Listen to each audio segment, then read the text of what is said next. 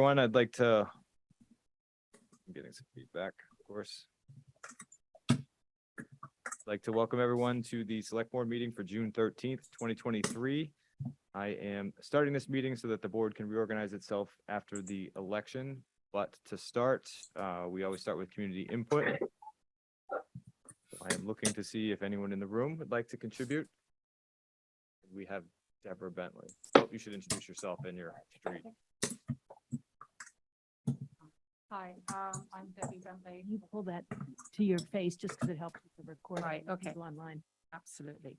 I'm Debbie Bentley of Hewald Road, and I'm speaking as a private resident, not as a member of the Environmental Sustainability Committee. Hanscom Air Force Base, Hanscom Airport is due to be extended. It's a proposal to be extended. It's going to be 27 new hangars, which will house 81 new private jets. Private jets are the most climate destructive form of travel because they emit disproportionately more CO2 per passenger than any other flight. They're 12 times more worse than a commercial aircraft. So if the proposed private jet expansion goes forward, it will negate and cancel out 70% of the net gains of existing solar installations in Massachusetts. So apart from, obviously, Carlisle will be directly impacted with pollution, with noise pollution and air pollution. But on top of that, it's going to completely wipe out everything we're trying to do to become more sustainable. I'm therefore just bringing this to the select board's attention, that it's something that needs to be addressed sooner rather than later. The only person that has a say in whether this goes ahead or not is the governor. And so it needs direct action to her. So I just wanted to bring it. It should be as a resident, I would like it if it was discussed by the select board, because it will directly impact this town. So.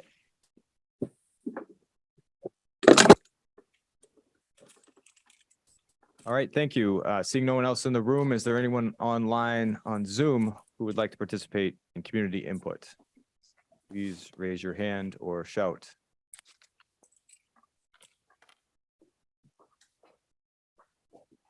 All right, seeing so no the audio is very hard to hear. I can see in the chat that several people seem to be having trouble. I don't know if we can do a quick audio check, but I have my speakers all the way up and I just can barely hear. All right, we'll check that now. Yeah, we're in the room.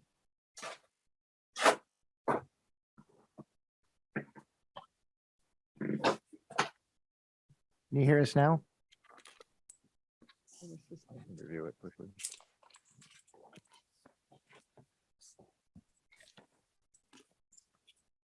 Can you hear us now?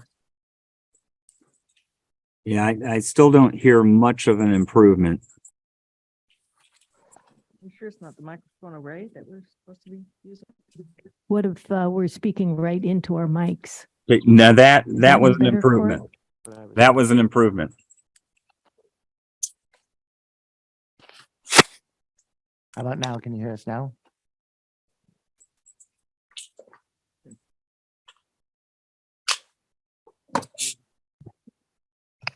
No, I actually Any improvement?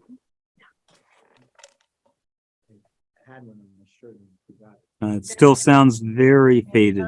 Oh, sorry, that's somebody else. That's somebody else.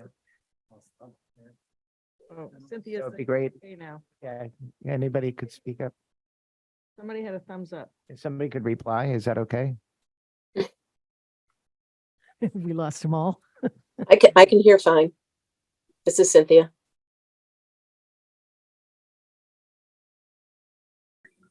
What happens is that Nate is soft, Kate is soft, Barney is quite easy to hear. So is Ryan. But I will tell you that when you turn your heads during the meeting at all, then the voices disappear. So you really need to talk into the mic if you really want everyone to be able to hear clearly. Sorry about that. All right, I'll continue on. If anyone on Zoom can continue to update us on the sound quality, we can work on it here. So quickly reviewing the agenda, and I will post it on Zoom for people to see.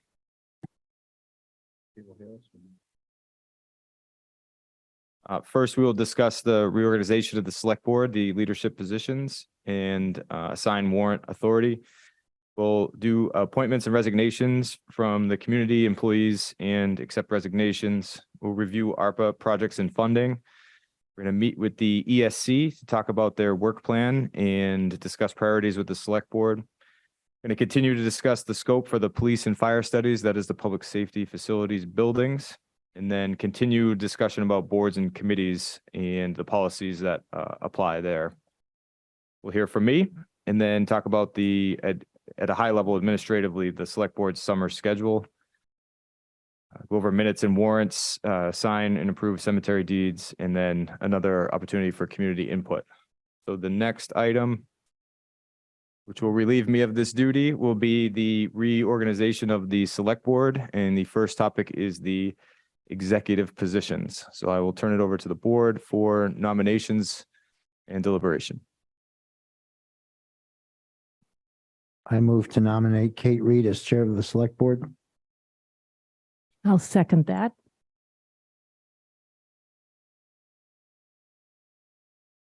All right, I have a nomination in a second, so discussion. I guess following up on what our discussion was last year, when it was decided that Barney would remain chair and Dave would become vice chair, and I would remain the clerk. Typically, it goes clerk to vice chair to chair.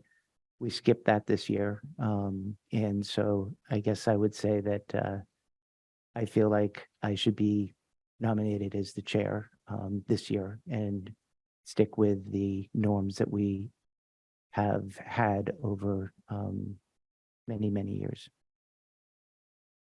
I guess, I'll just say that we're not voted in as a group. We're voted in to represent the people who voted for us. I was voted in a contested election. I won that election, and to be here for 3 years and not serve as one might normally, I think is really kind of against the democratic process that we have here. We're here to represent the people who voted us in, and I feel like this is going against that.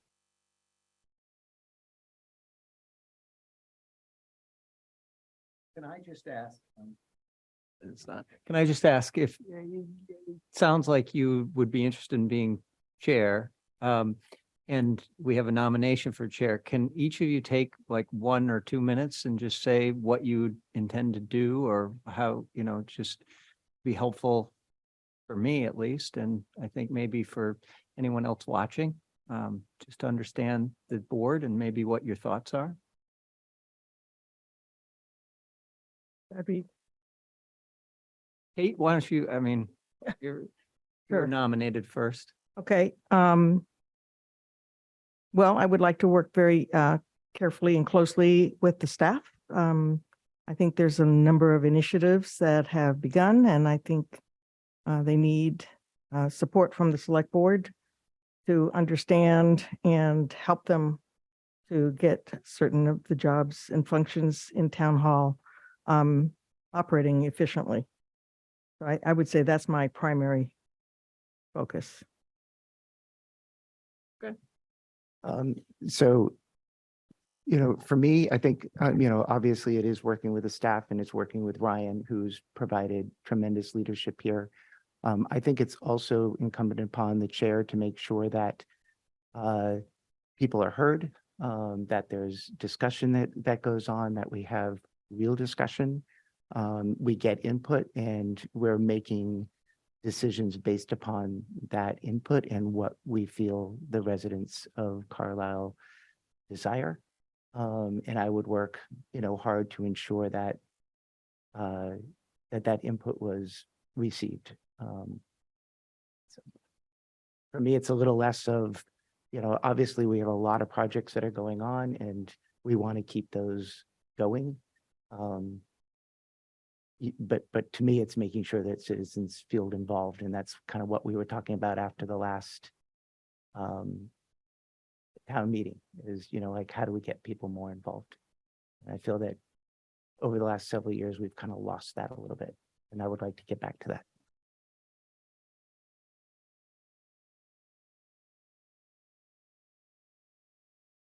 I just also say, we do have a very, very, very strong staff here, and not be my intention to micromanage that in any way.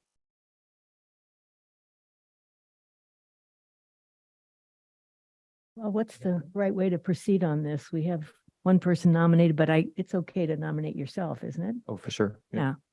Should have one motion at a time, right? Yeah, so we'd consider one motion and then, Um, so is there any more discussion on the current motion, which is to appoint Kate as chair, which has been seconded?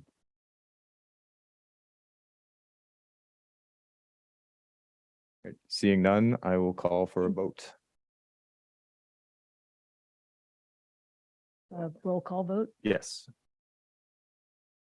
in alphabetical order by last name. Yes, Ms. Arnold. Yes, I'm stuck either way, because even if it's my first name, I gotta go first. Okay. Reverse out. You're yeah, not gonna break that. all right. Arnold, I. Brown name. Odell, I. Reed, I. So it's decided at this point. Your vote counts. Yeah. Wiggle out. I'll say aye. Aye. It's a done deal. All right, thank you. I turn the meeting over to Kate Reed, who is the new chair of the select board. I would entertain a motion to nominate vice chair.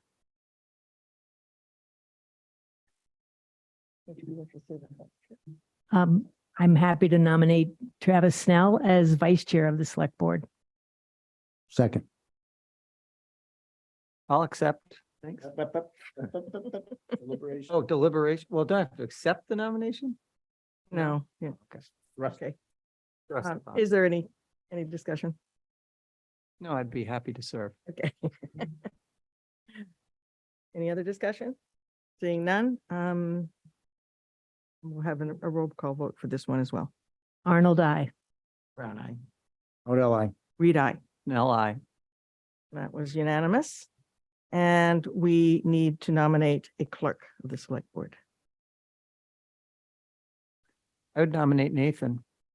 I've just been it for 2 years. You have been it. I've been it for 2 years, yeah. I don't.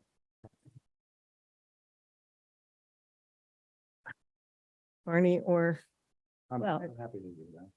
What does the clerk do? Not much. Okay. I mean, you have to come in if something needs to be signed. That's pretty much it. I'd not come in a year to sign anything because it needed to be done. I'm ambivalent.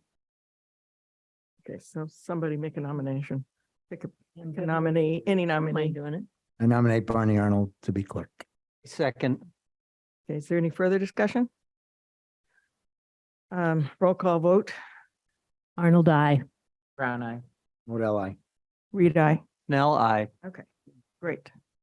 Now we need to authorize someone on behalf of the select board to review and execute bi-weekly payroll expense warrants and to report back to the select board at the next scheduled meeting. Seems like a great job for the clerk. Well, I'm happy to do that if you want. I had been doing it as the chair, but I think want that's a me to great job for continue? the clerk as well. Exactly.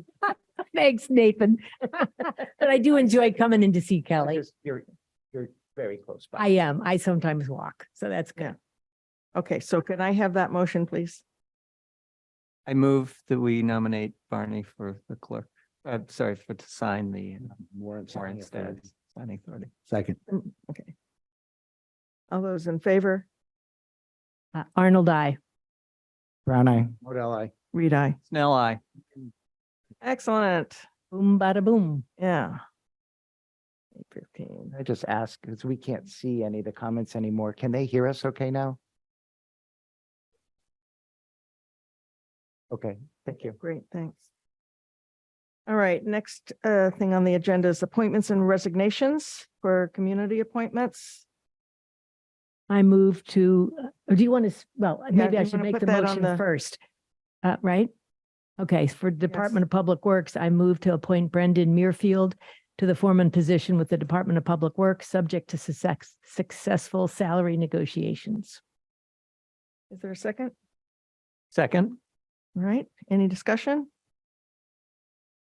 Seems like it's a great person to put into this position. All those in, So, we had several candidates for the foreman position as we continue to grow leadership from within the department.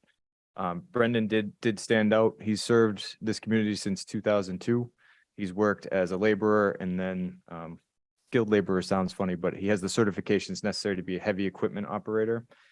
He sought the position, and one of the defining characteristics of his application was his willingness to express ideas about how to step in when Jim isn't available. And then also he has demonstrated a willingness to go above and beyond in his current position with demonstrated leadership experience. So the team of Jim and Brendan will be a very strong one for the years to come for the Department of Public Works. great. And Although, it's great that he's coming from within the department. yes, It's a great sign. that's part of the input, Yes. All right, all those in favor? We can just do voice vote, right? Yes, just say aye. Aye. Aye. aye. Any opposed? Steps, abstentions? Okay, moving on to Land Stewardship Committee, a new member. I move to appoint Adam Chonaki of 29 Suffolk Lane to serve on the Land Stewardship Committee with a term expiring June 30th, 2024. Second. Shall we just do all of these and, no, okay, well, now we've had a second on it. Any discussion? All those in favor? I Any opposed? Okay. Cultural Council, new member.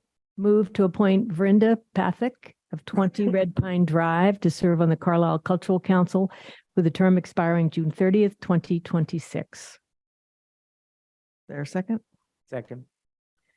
Any discussion? All those in favor, please say aye. Aye. Any opposed? Okay. She's going to be performing on the library lawn.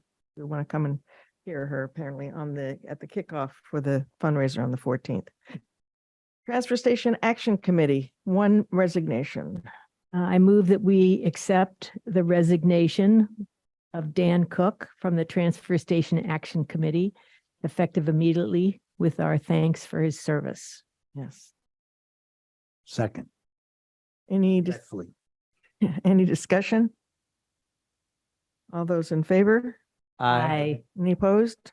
Okay, Environmental Sustainability Committee, two resignations. Move to accept the resignations of Dan Cook and Joeth Barlas from the Environmental Sustainability Committee, effective immediately, with our thanks for their service.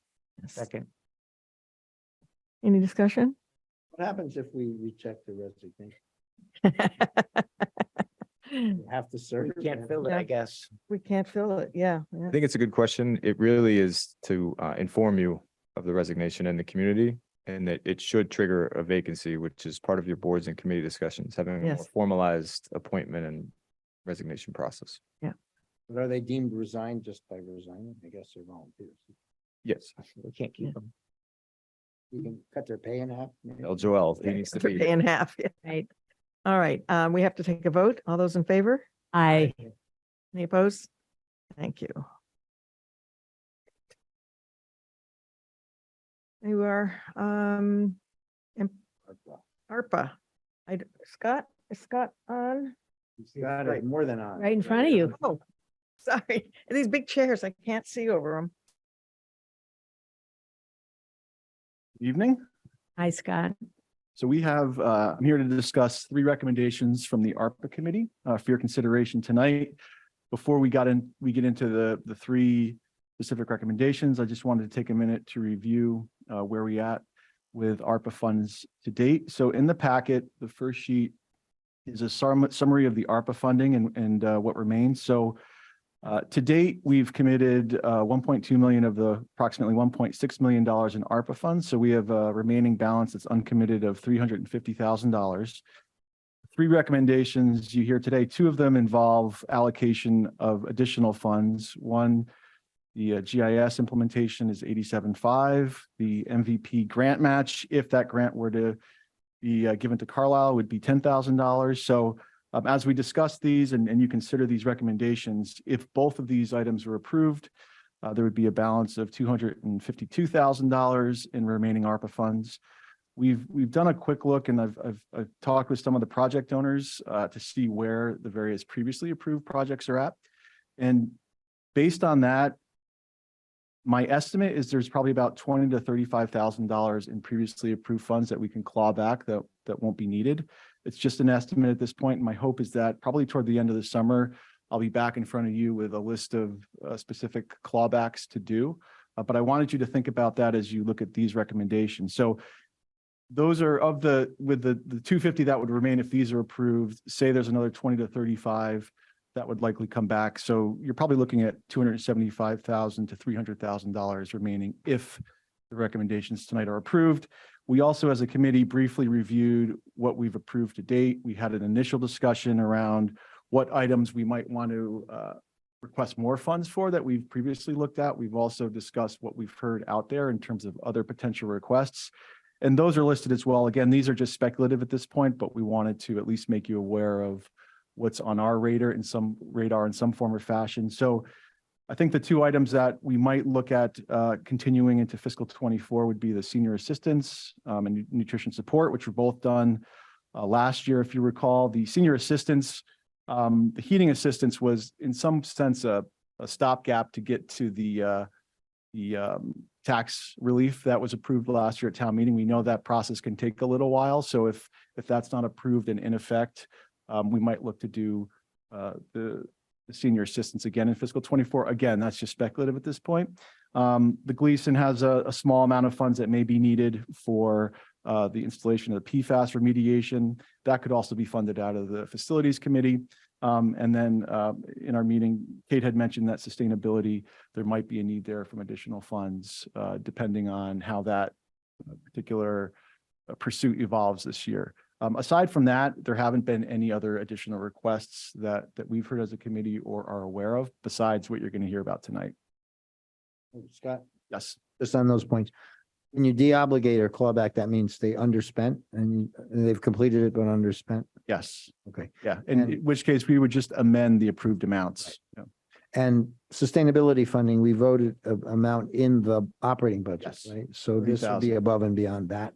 Yeah, this is just, again, this is something that in our discussion, Kate mentioned might be a possibility for next year, but again, purely But speculative. supplemental to, Supplemental to what would be in the operating budget if you want to push that position further or whatever that's used for. thank you. And then I don't know if you've heard anything else, but that's what's on our radar. So again, as you consider things and consider these recommendations, just keep in mind as we move down the road here. And I will add, there was some question around the debt negotiations. Were they going to change ARPA funding, the time frame? No changes have been made. So the original timelines, the original funding requirements are still in place as they were. So we still have till December 2024 to commit funds. And I believe it's 2 years after that to actually spend them. I was thinking it was sooner than that, but there is no rush per se. So the three recommendations we have tonight, and the first one is the most sizable, and it's from the planning board. And this is the $87,500 in ARPA funds to be used to implement a geographic information system for Carlisle. This is a request that was brought forth from the planning board, from Julie Mercer, the town planner, who I believe just entered. And these funds would be used to purchase and begin the installation of that GIS system. I'm not sure how much discussion you've had or familiarity you have with GIS and the planning board, but this is one of those things that's been on the to-do list for the town for quite a while. The ARPA committee voted unanimously 3-0 to support this recommendation. And I'll just go through these three things and you can decide how you want to tackle them. The second one, also from the planning committee, is an MVP grant match for the Climate Resilient Carlisle grant application. This would be matching funds that would be required if the grant were received. The expectation is we'll get an answer on that grant in August. The grant total amount was 100.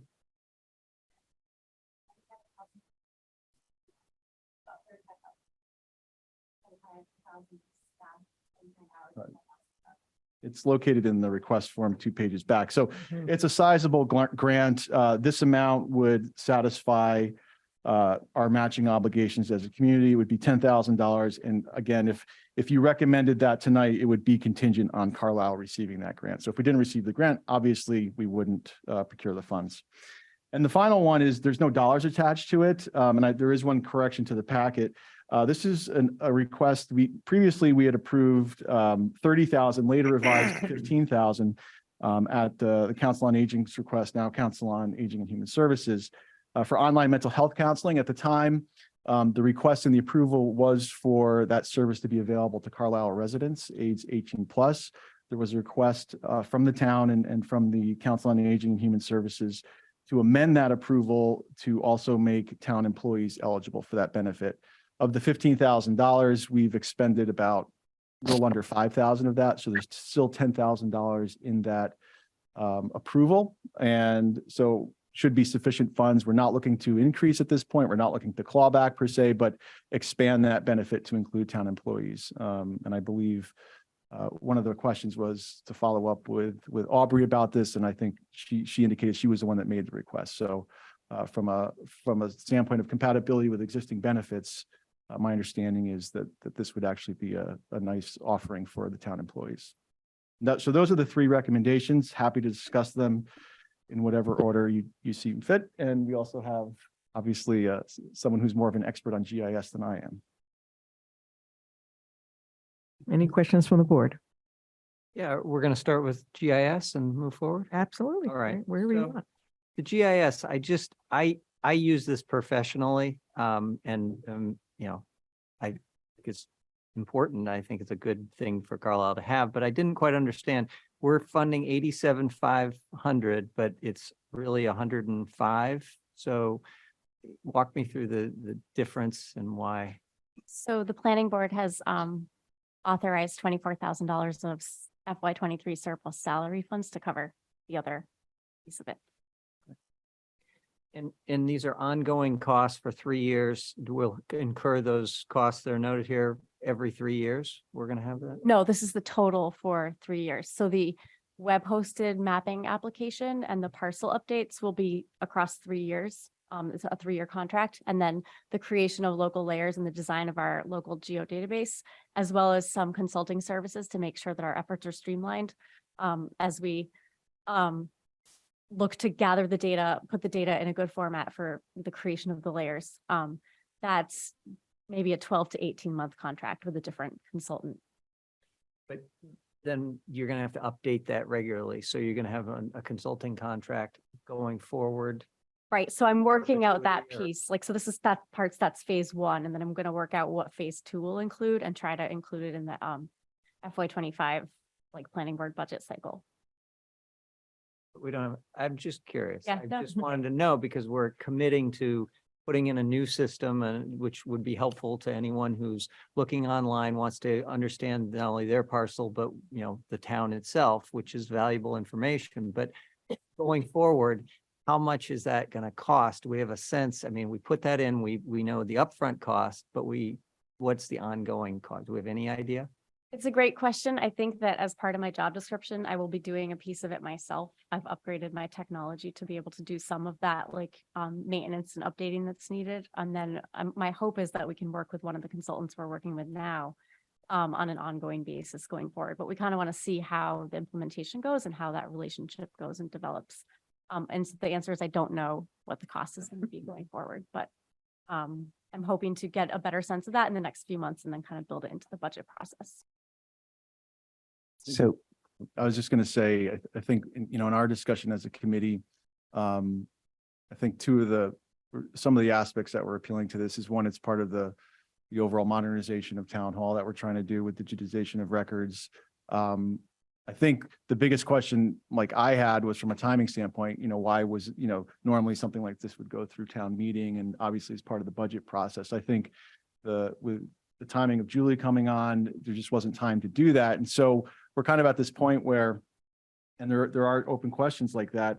If we want to move forward with this, we can either wait till next annual town meeting in May. And obviously the advantage of ARPA in this case is we could start this project prior to May, whether it's tonight or a month from now, or if you need to get answers to questions. This is an opportunity to get the ball rolling so that for the budget planning process for fiscal 25, we can get that all figured out. Another question? Yeah, so, I'm not against either one of these. I have similar questions to what Travis has asked. If we do this, it's for 3 years. And so what is it committing us to after that 3 years? But also in previous years, and I thought we had done it this year, but maybe not. I can't find it right quickly. Maybe we just rolled it into the operating budget. We have budgeted GIS funds. And so I'm just wondering what's happening to those funds, and, does that what would cover this going forward? There's just kind of a lot of unknown about this particular one. We have been spending money, I think, on an annual basis in our budget for GIS.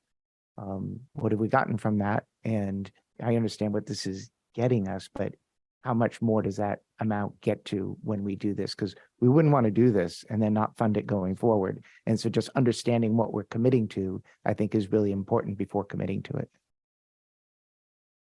I can add a little specificity. So the web hosting, annual maintenance is $3,000.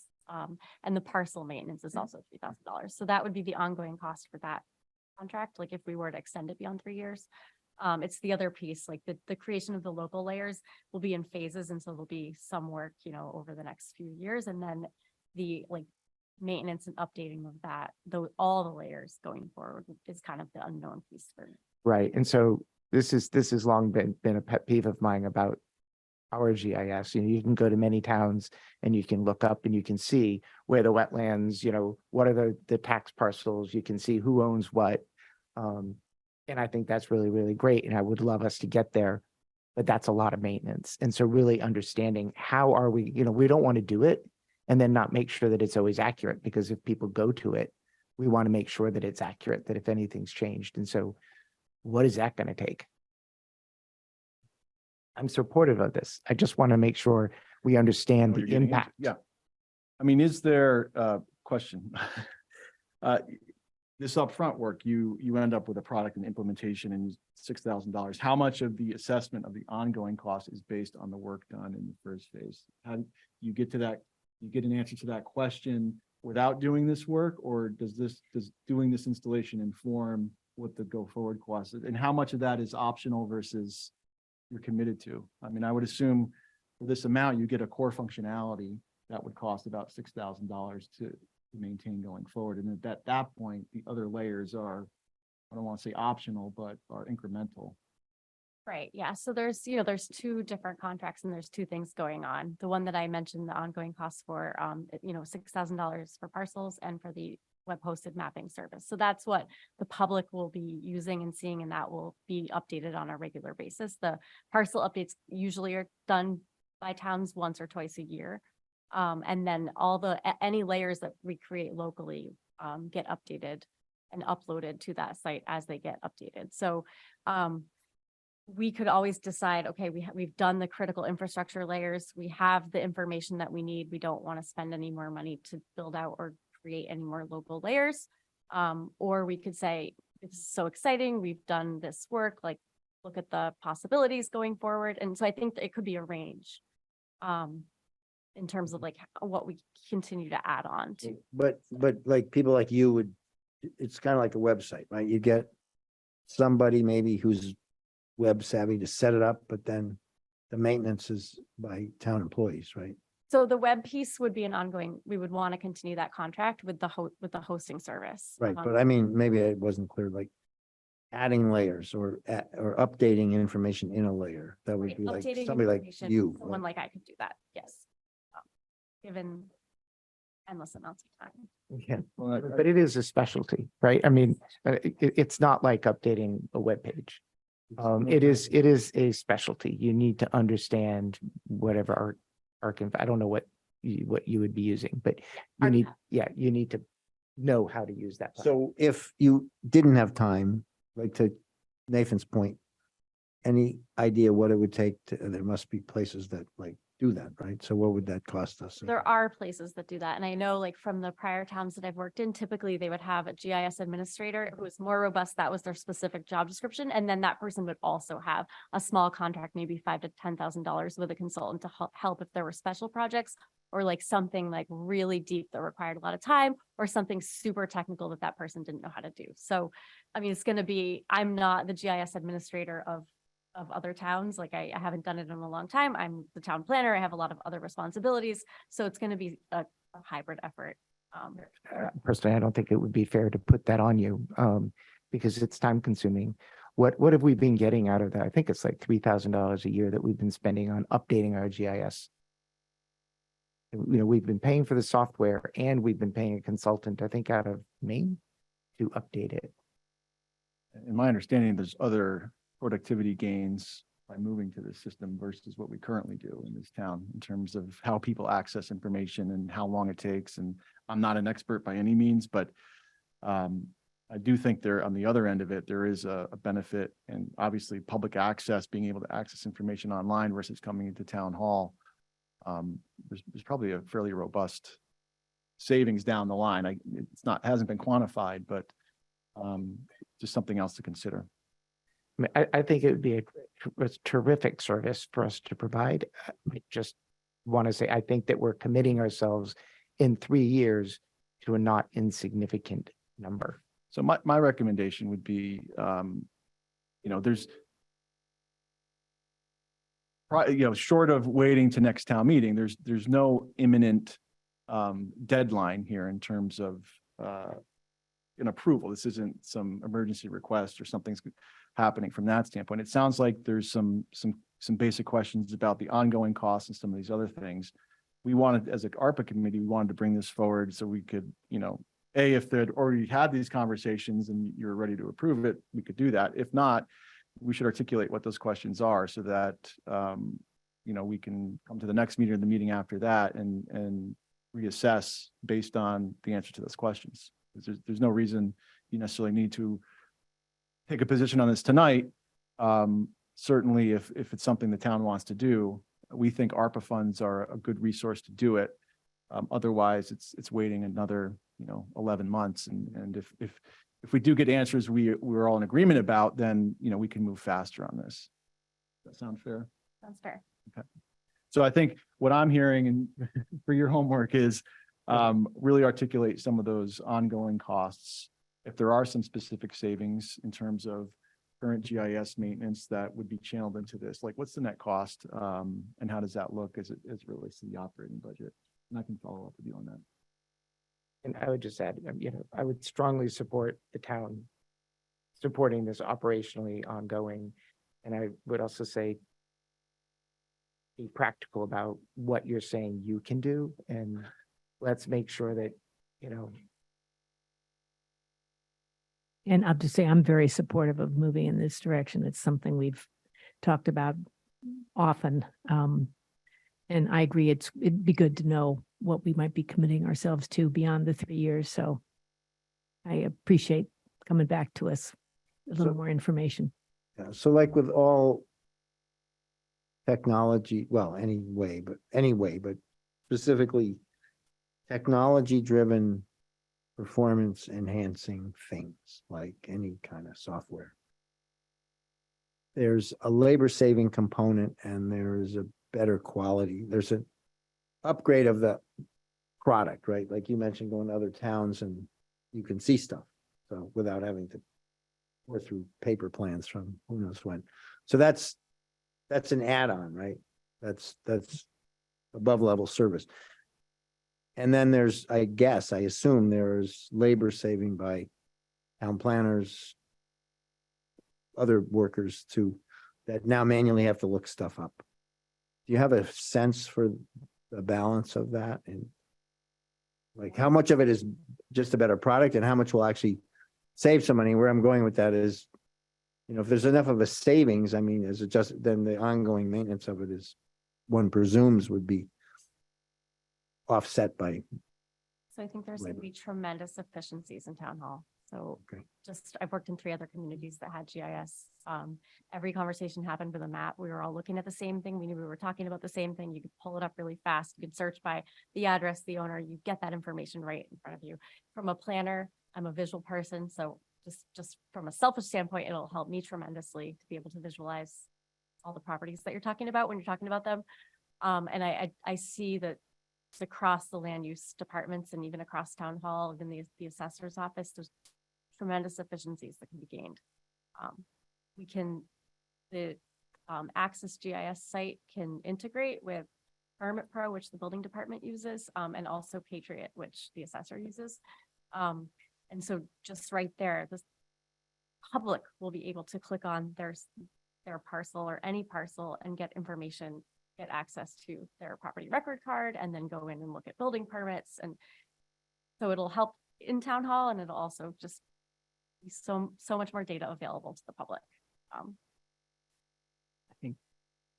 All right, I think that's good. Travis, you, I mean, it sounds like you've got a plan and with the board seemed like we're in agreement. I just wanted to ask about the next thing when we're ready. For that. okay, go ahead and ask about the next thing. We were talking about the climate resilient Carlisle, and I read the description of it, and I just wondered 2 things initially. How did the amount get established? I mean, why is it 95 and it turns out to be 130? I mean, and then can you just briefly describe the actual kind of work? You're hiring a consultant, basically, is the thought from the grant that will then come in and write a report, or what do you expect out of this? Right, so the idea for climate resilient Carlisle actually came from when I was looking through the master plan and looking through the Environmental Sustainability Committee work plan and hearing from the planning board and hearing from the town administrator that MVP is a priority. We're an MVP community. There's these action grants. Wouldn't it be great if we could look at our local bylaws, regulations, and policies and make sure that we're really set up for the climate resilient best practices in town? So that's where the idea came from. I thought that it would be a crowd pleaser. I thought it would get a lot of people on board with the idea, help build like teamwork in town hall. And that turned out to be true. A lot of people were like, this is a great idea. We should go for this grant. The way that the number was determined, MVP has this like very detailed spreadsheet where you have to outline every single task. It's a 2-year grant process. So I have to think ahead, like what do I think is a good plan, a strategy for carrying out this grant for the next 2 years? And I was doing this in April when I was like 4 months into the job. And I'm like, I have to try to make sure I understand how the town works and every entity that needs to be involved. And but you have to outline every single task and then use kind of like consulting hourly rates and try to figure out how much it's going to cost a consultant to do everything. And then how much staff work is going to be involved in kind of outlining staff hourly rates and figure out like staff in kind hours. And then that's where I got to the number basically is the $95,000 of consultant work to help us like review all of our policies and regulations. So planning, conservation, health, environmental sustainability policies, all the different land use policies, and give us recommendations on best practices, and then have a big community process. The MVP program requires a certain amount of posters spread around town in multiple languages, a robust outreach plan every step of the way. And so I had to outline every single thing. And that's really how I figured out how much consulting time is going to go into this, how much staff time is going to go into this. The MVP grant program requires a 25% match of the total grant. So if the total grant's 130,000, we need to match somewhere in the, I don't know, 27,000 range. So with staff hours, we were at 20. I'm not doing this math right in my head off the top, but basically we needed about $7,000 in cash to match with our in-kind hours of 25,000. And so I rounded it up to 10 to add a buffer for unknowns. And that's That's a lot of work, I'm sure. So I've done a lot of grants, not typically, municipal, but a lot of with the US and other governments. And in the US, some agencies and in like Europe, all agencies are really tough on the audit side. Like you propose all that detail and then do X, Y, Z, it's gonna cost us. Again, generally the US government, like you work it out, they understand it's an estimate and there's some flexibility. But other places, they want to see actual evidence that you actually did and you dotted that I and you crossed that T. Is that the way this is going to be? I think so, yeah. So there's gonna be a fair amount of administrative load to make. And what happens then when there are unexpected changes that would make such work scope, not feasible? So I was thinking about that in terms of staff hours. I actually Yeah. think I probably estimated low and we might exceed the amount of match with staff hours, but if we didn't, right? Yeah. And if a certain, I have to give monthly reports to the MVP program.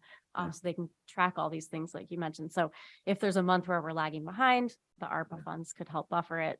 It'll be, Because they'll just withhold, they only pay on completed stuff, basically. yes. They reimburse on completed stuff. So, They've already submitted the grant. This is really just to, no, but it's back to, again, I'm totally in support. I think it's great, tremendous effort. I'm like Nathan, you just have to think about the knock-on costs that, like you might, as you say, you might have more staff time needs to be allocated just because things take longer. You can't charge for that. Or you missed something, or you can't do that thing, and they say, oh, sorry, we're not going to pay you that piece, right? Because you didn't do it. Do you have an example? I'm in support. I think that this is a good return. It seems like on, relatively inexpensive to get a state grant that's already paid for, or we've paid into it. So, but what do you expect to get? Like best practices in our local rules, regulations, just one example of Sure. something you might. Yeah, so the lowest hanging fruit probably is stormwater, right? So just making sure that we have the best nature-based solutions, like kind of built into our regulations so that they're required, and not just a nice to have to meet stormwater standards. I just want to interject here. There was a street that we didn't accept because it had a nature-based storm water tension, and we didn't know if our DPW was going to be able to maintain it, so we didn't accept it. So, we need to have, that's the kind of thing that this would be addressing.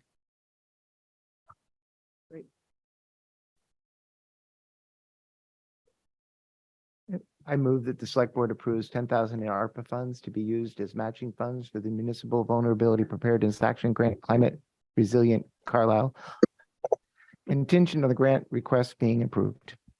Second. Any further discussion? All those in favor? Aye. I'm abstaining as a member of the ARPA board. And I just want to ask everybody, if you have any questions about the GIS, could you please write them to Julie so she knows exactly and get them to her in a timely manner? And hopefully that'll be like the end of it, because I think it's only fair to people who are applying to us that they don't get strung along, and now I've thought of this, so please read the application carefully, think carefully about your questions and get them submitted. I'll also make the full, I just had provided in this packet, the one form, some additional detail behind the form that I'll email separately. It's available on the ARPA site, but I'll make sure you get that as well. And then we just had the third one.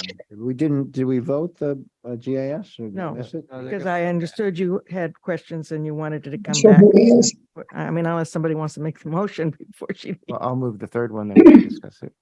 That's Ryan The McLean. select board approves amending the online mental health counseling ARPA approval so that it includes town employees. Second. Any further discussion about that? We spent how much originally for it? What was the grant? We've, the approval originally was for $15,000 and we've spent a little under 5,000 of that 15. So there's a little over $10,000 remaining in that funding. And that's one of the items that if it isn't used at a higher rate would be eligible for a clawback. So. I think this is an excellent idea and our town employees should be able to access this as well. I agree. How many people have used it? Do you have any statistics on that? I don't have that information. I think, yeah, I can go back and look at the original proposal, see how much, I think it was based on an hourly thing, so I don't know if that, I can ask the question. I'm not sure how much information they can share. So It's a small number. I mean, for, I'm guessing online mental health counseling, 5,000 doesn't go that far.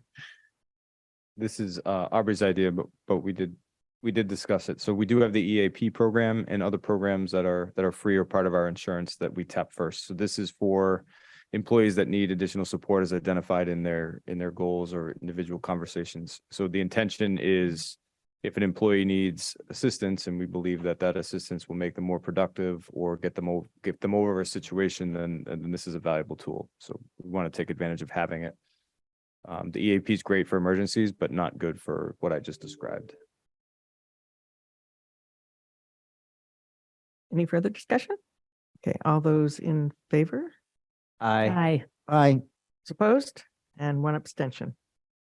And to confirm, you do not, are you deciding not to take a position on the GIS pending additional information?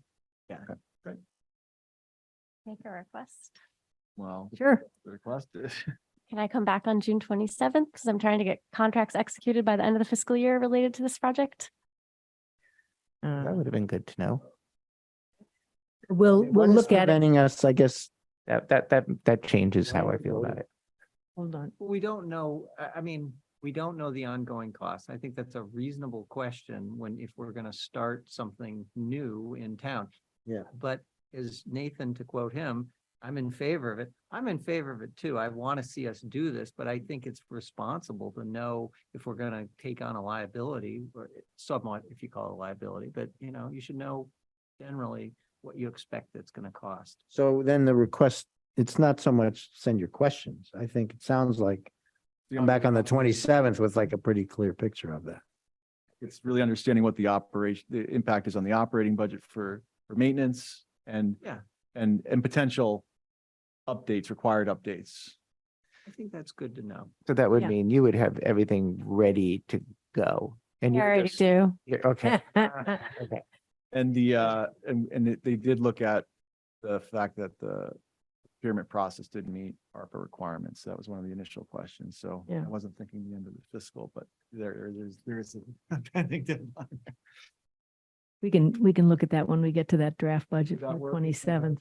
If you Yeah. if you were to get approval, the ARPA funds basically become available the next morning. So Yeah, I'm mostly worried about the FY23 planning board funds and getting those tied up before they Mhm. are no longer available to me. Can that be done in 3 days? It doesn't work that way. So, yes. My input on this, and I don't think it changes any of the vote, is this is a request that's been pending from the town for years. We do already do GIS, we just do it poorly in terms of updating. And the level of service that's going to be required really depends on what you want from it. So a good example of some coordination we've already done is we are contracting with Niche thank you, Yes. for our road improvement plan. And then Julie and the DPW identified also that we could take advantage of them going around and get all of our catch basins on the GIS as well. So we don't need to spend that money, but we do think it's valuable to capture that data. It would be the same for you. So if you want to expand GIS services, it could get very expensive. If you want to just do it for a little bit, we're not going to spend much more than we are now. In terms of updating, parcel updating, that is already budgeted. It's just keeping on top of it and making sure our vendors get the right data and that our assessors are submitting it. Our assessors are overloaded and have been for a while, so they're going to need some support. So short term, I do think the cost would be a little higher, but longer term, as long as it's maintained and stays a priority of the boards and committees, then it shouldn't be that expensive. Unless you ask us to do something crazy. Again, I just looked at it and said it was the 3-year contracts, 25,000 and 29,000 for 3 years, and thought if that's going to be every 3 years, we should just know that. And if order of magnitude, it's really only going to be $5,000 a year, that's just helpful to understand. But you know what? If the board feels differently, I'm, fine. Doing something different, whatever. I'm kind of torn. I mean, because if you were to say right now it was $30,000 a year, I'd probably say, okay, because it's a service that we should be offering. But I just don't know how much it's gonna be. But I mean, that's kind of where my point, exactly, like, how much is too much? It sounds like, I mean, to me, it's a little bit, we're trying to be a little bit too locked into process. I mean, I think we could give them the action item to come back with the cost and make sure that we don't do any add-ons, and I would like to know over time what the labor savings might be, but I don't see any evidence that we won't approve it, so why not give Julie the extra 2 weeks? Okay. Why run out the clock? And again, question is the request amount today isn't, I wouldn't expect the maintenance of what's being installed to cost Yeah, the exactly. 87.5. I would expect it to be a similar software maintenance cost as a percentage of the initial cost. Maybe it's 10%. That's an uninformed, but that was my expectation. Is that a rational mindset? Or is this isn't something you do every 3 years to $87,000? Yeah, so I think there's two pieces, right? I think there's the rational mindset that you have, right? And then there's like, what else might we want, right? Which Well, is a little undefined, and Right. the local layers really We're not depends committed- on, We're not right. committing to that vision. We can make that decision right? and we would know the cost when we did. This basically gives you the core base functionality. Yes. But we're spending a non-insignificant amount of money to be providing something that's a great service. And so we should want to leverage To it as much as we employees and can. residents. Yeah. Right. We should Yes, want and that's to. why I Just think understanding what that means, I think, is what. I think, again, I think myself, I just think this is a great use of the funds, and I think we'll solve all those other questions in a responsible way. And We make it 20 years. we can get this going now and not wait. You know, the great thing with the ARPA funds is we can do this now and we don't Right. have to wait to the next town meeting because All right, well, why don't I'll move the motion and then we can see where we are. I move that the select board approves 87,500 in ARPA funds to be used for implementation of a geographic information system, GIS, for Carlisle. Second. Is there any further discussion? All those in favor? I, Any opposed? One abstention. Thank you. That's awesome. thank you for coming. I'm glad you're here. No. Thank you. We'll set up a meeting later in the summer with an update on all this stuff. That'd be great. Yeah. We'll keep an eye. I'll stay on top of the GIS just out of my own curiosity. Thank you. good. Thank you. Thank you, Scott, and the rest of the committee. Well, we took a little extra time for that. ESC work plan, I apologize. Hi, I'm trying to speak closer to the mic this time. Yes. And mine's going to put up my PowerPoint, I believe. Tell me where to go. That's the first one, yeah. So thank you for having us back to discuss what we've achieved in the past year and what we would like to do next year. Do you want to go to the next slide? So this is a list of our achievements. Primarily, I just want to say our work plan is a working document, which is a large document that you also got in your package. We update that every 2 months. And this allows both the master plan and the municipal vulnerability plan to see where we are and how we've progressed. And this is shared with, it's shared with Julie.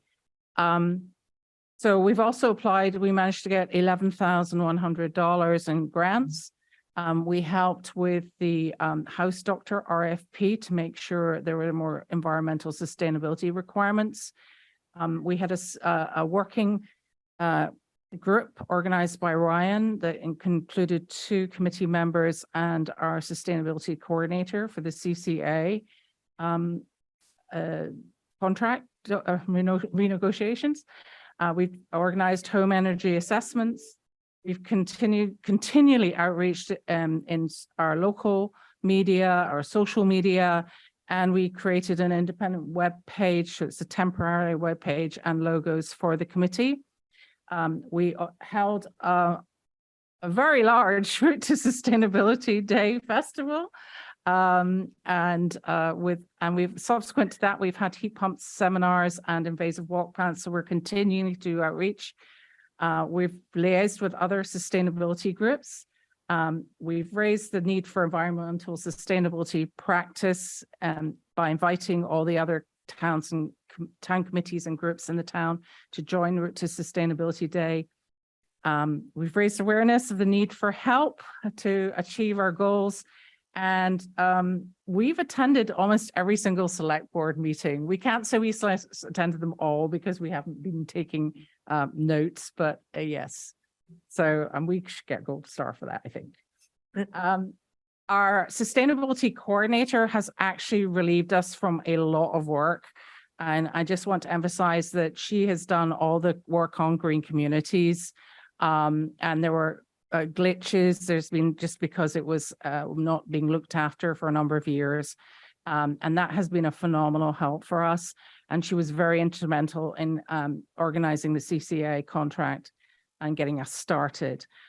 She's helped out the town admin and also been doing a lot of the outreach to residents and relieving us of having to do presentations on quite a complicated subject of the state and federal incentives.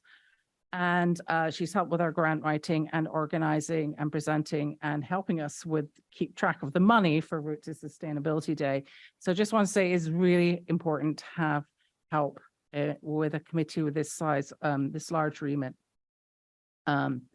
Next slide, please. So this is our proposal for next year, which we would like you to discuss and review this evening. It's based off our work plan. As I said, we've analyzed it and then said what we achieved, what we haven't achieved, what we can achieve next year. And we've tried to prioritize it into basically 4 or 5 sections for each interest in the town. So the gold boxes, just a little key, the gold boxes require town staffing, the purple boxes require school engagement, the black boxes require the select board action, and the gray boxes we feel that we can actually help do ourselves. So this is an idea of our hierarchy. These are our interest areas. The 2 that we've kind of added since our work plan or separated out since our work plan evolved were the schools and actually a need to have somebody in the committee that really, really concentrates on outreach. And what we feel is that, like with the CCA contract, we feel that future working groups to resolve certain issues might well be able to be done through the town administration working groups rather than we're trying to avoid having subcommittees. So if it's something small within the committee that we can just resolve between 2 of us working on a subject for, a couple of weeks, we'll do that. But if it has to be a bit more formal and involve town staff, we'll go through Ryan and we'll obviously come to you and say, we need help. Can you help us? The one area that we have not managed to really address and make any significance on movement on is town governance. This is not a complaint. This is just a fact. Lots of things have been happening in reorganization in the town. We probably were sort of over ambitious on that with our work plan. So going into each of the groups, if you go on to the next slide, going into each of the groups in detail, these are the 5 areas that mobility, which is headed up by Eric, will be concentrating on. And they're kind of in order of how we'll do them. So one of the pressing thing is to come to some EV charging pricing policy for the town, and then also a master plan for EV chargers in the future. Where can they go? We have lots of issues with permissioning these things in town with wetlands and his historic district. So these are things that actually need a bit of a plan before just jumping in and getting a grant for them. Anti-idling, planning for a transition for the municipal and school vehicles to transition to electric vehicles. And this is just a plan. This is not actually saying we're going to do it. It's just like, this will be the timeline. And this will help Brian and the municipality in just planning for what we're going to be doing. We obviously want to promote bikes and e-bikes, including the new safety issues that the state has, this new state law that has come in. And promoting that should be EV vehicles, well, electric vehicles, and residential adoption. And this is something that we have to track, and that's something we need help from the town to do. People don't tell us when they bought electric vehicles. On the anti-idling, is that just enforcement at the school? Yes, it's just the fact that there are a lot of cars idling at the school for pickup at the moment. Yeah, What about at the transfer station? and maybe that too. Why is it important to know where the e-vehicles came from? It's not where they came, well, it's not necessarily, well, it's just to know how many we purchased. We, the town or Yeah, citizens so of we the can town? just track our progress. You mean individuals or? Yes, yes. Hmm. So, I mean, we can find out who's got rebates, but we can't find out who has bought vehicles that don't get rebates. People So, might not yeah. want, It's kind of a Get privacy the- issue, isn't I it? don't know that people want that to be known. I mean, it's just one of those things. How could you say you're getting, you're being successful if there's no data to back it up, you know? It's, yeah, it's a chicken. I mean, you could take that, who got more insulation, who bought e-glass windows, who, We have, that's exactly what we have this. I'm not sure proposed. people, or Lillians want that known to, I don't know about that. Well, they better not take their cars out of the driveway then, because, if they're seen driving town, anybody will know what. Seeing driving and having a database are two entirely different things. So one of the things that the select board needs to help in terms of the sustainability in the town is the ESC is strongly advising that we gather data in order to inform the efforts. So if the select board could decide what data it wants to gather, I don't think the individual data points matter as much as how are you going to measure how much sustainability progress you're making? Yeah, exactly. Right, you don't have to have the name, you just have to know the number of cars. Well, we shouldn't debate it here, but I think it's worthy of having a broader, this is a broader issue that really to me goes to cyber. I mean, everybody says, oh, we extract the metadata, we drop all the personal details, and then guess what? There's a data breach and everybody's social is out there. So I'm just saying, we ought to, that's a bigger issue. Yeah. How we manage that. And just because we say we're aggregating, that data resides somewhere and somebody goes to get it. And then they know where they can go rob a house or something, just, you have to think about it. That's fine. I just, it's one of those things we have to, you could then say, well, prove how successful your committee is, and then we can't get the data. I'm less concerned with people saying that than us having a data breach of stuff we probably shouldn't be collecting. So we go to the next slide. This is the built environment. So basically, this is helping residents plan for transitioning to all electric buildings. And this is where we have to encourage home energy assessments and work with the Heat Smart Alliance and Mass Save and all the other consultants and advisory bodies to help people to learn how to transition. And this is one of the things we want to do, is create a sort of template to help house owners sort of move according to their house type. This is something that might be coming out of Mass Save, but we're not quite sure when it's coming. We also want to raise awareness of embodied carbon, which will be the next key thing, because buildings use up so much carbon when they're constructed. Raise awareness of healthy homes. That's including, using chemicals in your house as you make your house more airtight. You get exposed to many more internal pollutants. This is another thing we need to track the renewable generation in the town, just so we know how much electricity we are making, and promote the specialized stretch code. That actually probably should be further up, but it didn't fit in the graphics of the slide. So, I have a quick question, which is Yeah. kind of directly related to this, but it's related to Mass Save. Have you heard of people complaining about the delay? I called Mass Save and they scheduled me, I think, 3.5 months out. there are people that you can get faster. There obviously is the Homework Energy, who we're got the MOU with. There are other firms, who have come in faster that I've heard of that I can give you Okay. names of. Still have to wait another 6 weeks. Yeah, exactly, exactly. So go to the next slide. This is the natural environment, and a lot of this is stuff that's also covered with other committees in town, but it's obviously addressing invasive and native species, protecting the ecosystems, in protecting the trees and forests. I believe we don't have a tree warden, and we should have a tree warden. I think actually Gary was the tree warden. Ah, that's what it was. Yes, I was told there was a problem, and obviously, wildfires and how that we have problems in Canada. There's a lot of education that has to go along with protecting our forests.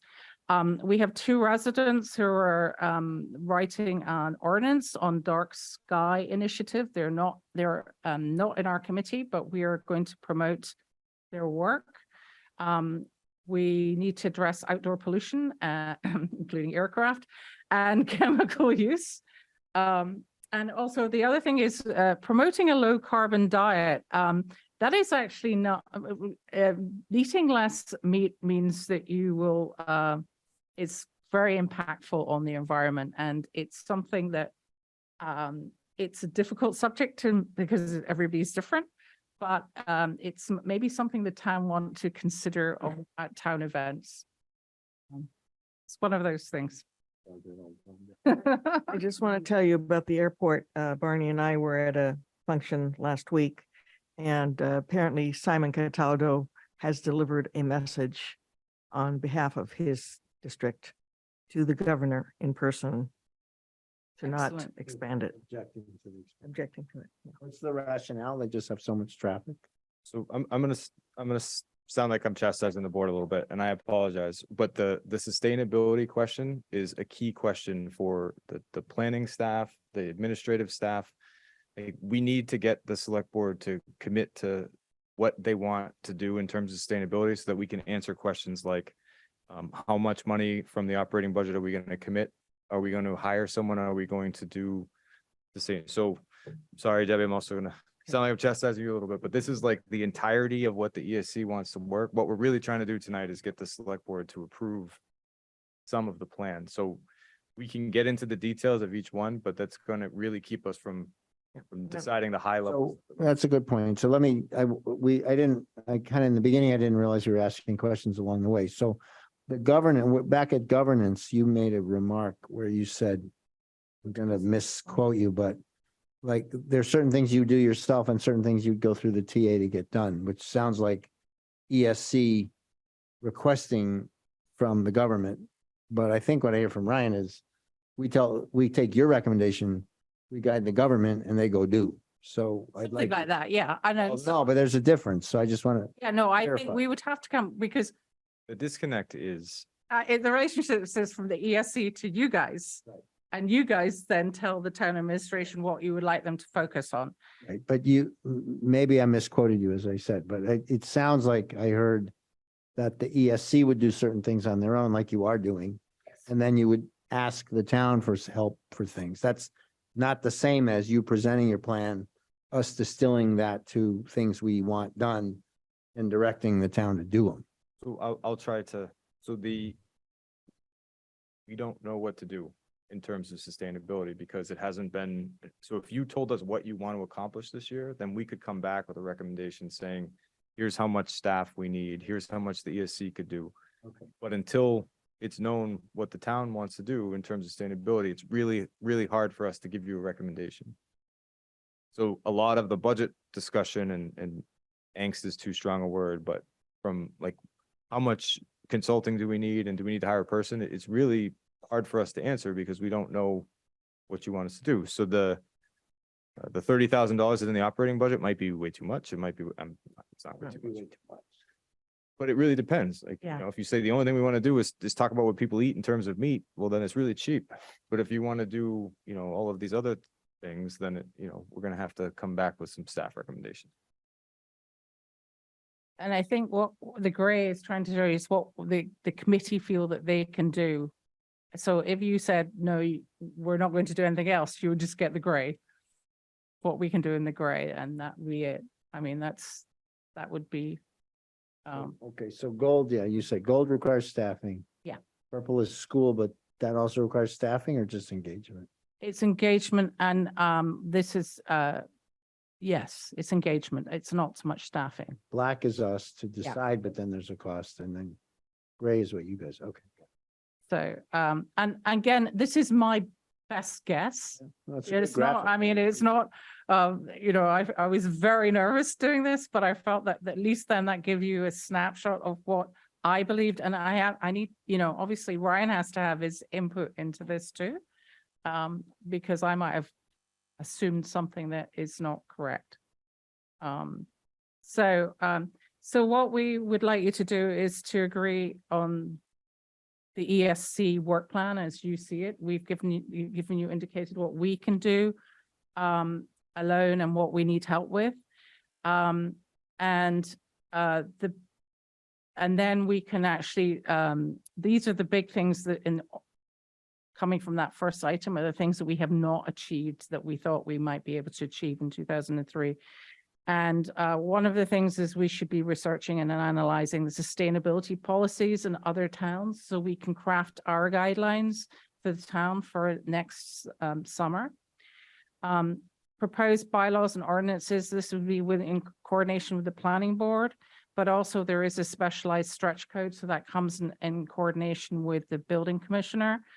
So those are sort of where it has to go into to orange, yellow.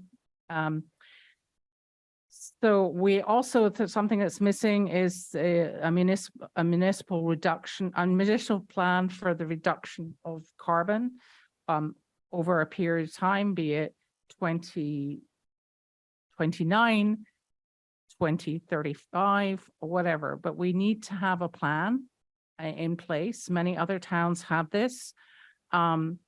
And we also don't have these, this is the problem. We don't have metrics. How do we prove how successful we've been doing? And that is a big discussion area. And we also need assistance with administrative tasks. So this is what we really need help from on the government side, on the town staff side. Debbie, how is the resiliency grant going to affect this? Do you know? Yes, well, we have in our work plan, you will see that there's something, it says MVP and that is highlighted. And that's just the items that I went through and said, this will actually help us complete our work plan if we get this grant. There are about 8, I think, bylaws that would have sustainability in them that we should have. Or we should amend in the future. I mean, it's going to take a while, but one of the ones we don't have that every other town has is demolition delay bylaw. That's sort of like, Demolition delay, but yeah, Mhm. every other town has one. no, I understand that. Yeah. I mean, but that's just an example, that's one. For example. Exactly. Yeah, well, we Oh, you delayed missed that one. demolition of that one. Yeah. Madam and- Chair, I'm just wondering about the timing Yeah, on this I'm and trying to concerned get to our too, and I'm So I'm just conversation. gonna, if you I move think on we to need the to let her next finish slide. through this Okay. slide Yeah. deck, and then This is the schools. We need to engage with the schools more, and I'm not going to really discuss this more because we have to actually go and do more outreach. We only have one committee member who has a school-aged child. One of the problems we were actually thinking was, should we have a student member of the Environmental Sustainability Committee? I don't know how that will work. That's just an idea, but how do we engage with the schools in a much more meaningful The way? schools have, at least the high school has. Yes. Public service It requirements. has a green group or. Both of them have a green group, but the high school has also Community graduation service. requirements for community service. I think that's great for all committees. Actually, I do, I agree. Do you want to go? Why exclusively? We'll have only students on the committee.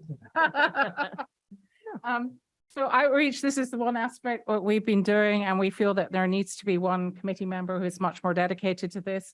Can I just say on the government side, the bits that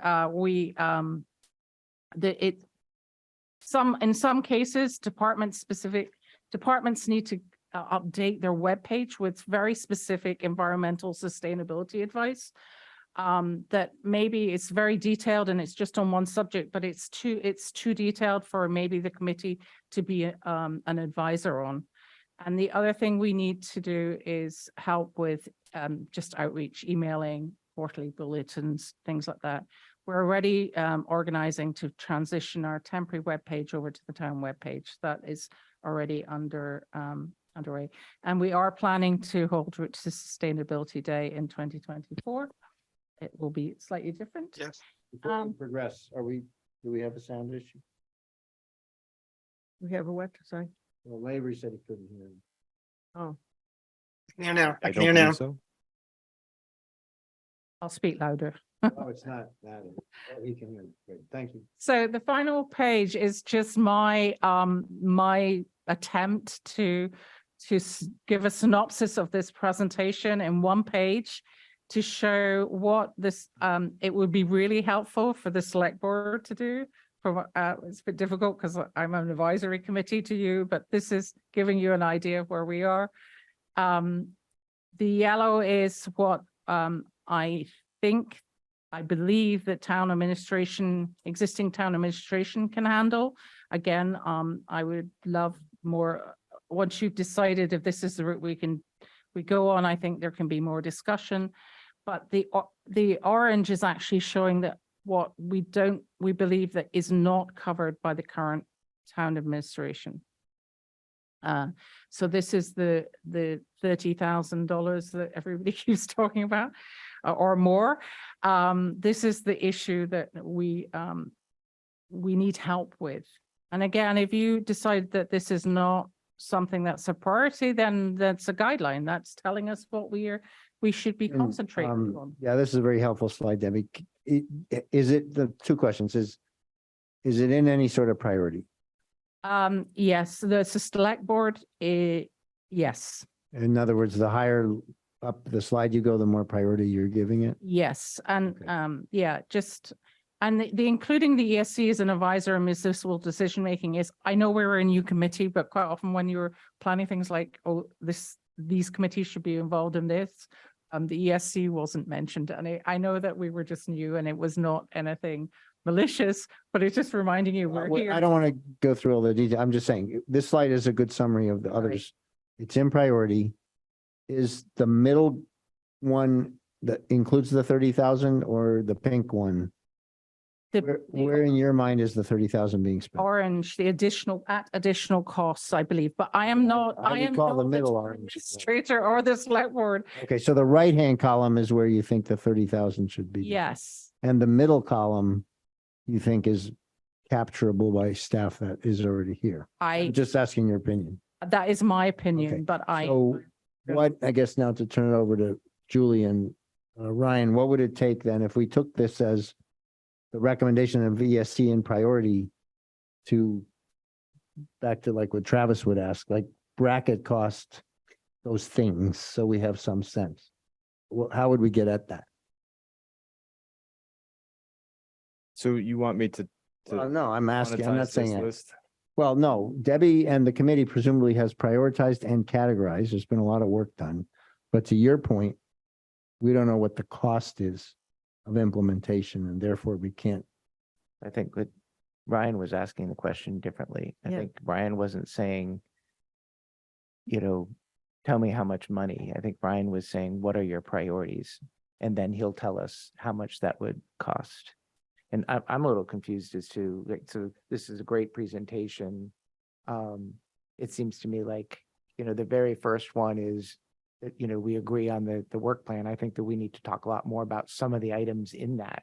I don't want to get individual ones, because I don't want anything taken out of context, but I think some of these are a higher priority than other things, and some of them are worth spending money on now, and maybe some, waiting on until later.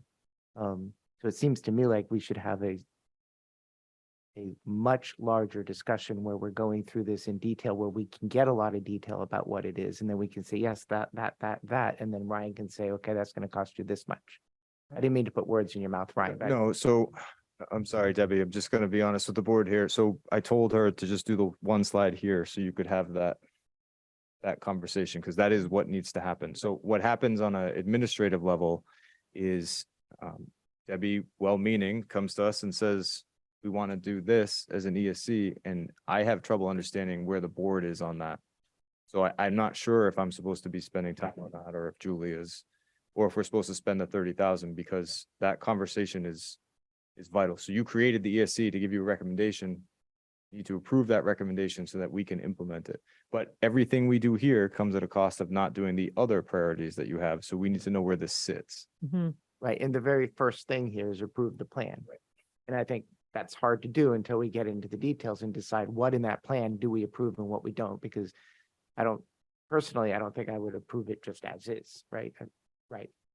I think it's so broad, I can't get my arms around all this right now. And for instance, one issue that came up and we heard about was the EV charging stations and how expensive, I think it was City in the Woods talked about it or something, and how expensive that is, and it doesn't make sense for the community. So we should talk as a community, as a board, do we want to subsidize that or not? And if so, that's like a specific thing we could talk about and change or not change or whatever. And so, but those are things I can kind of deal with personally, whereas this whole thing, I still can't get my arms around what it's going to, and then you're looking for priorities. And I would almost say, come to us with, these are the action items. This is what, and maybe you have, and I'm just not getting it. The EV thing is right there at the top of the list. So I see Yeah. that. I see Right, that. but we gotta You wanna- step out of detail and go up a level, right? So is it now on us? We need another, I mean, I agree with Nathan. I'm not going to do it tonight. Not gonna do it tonight, so we got it, and we have to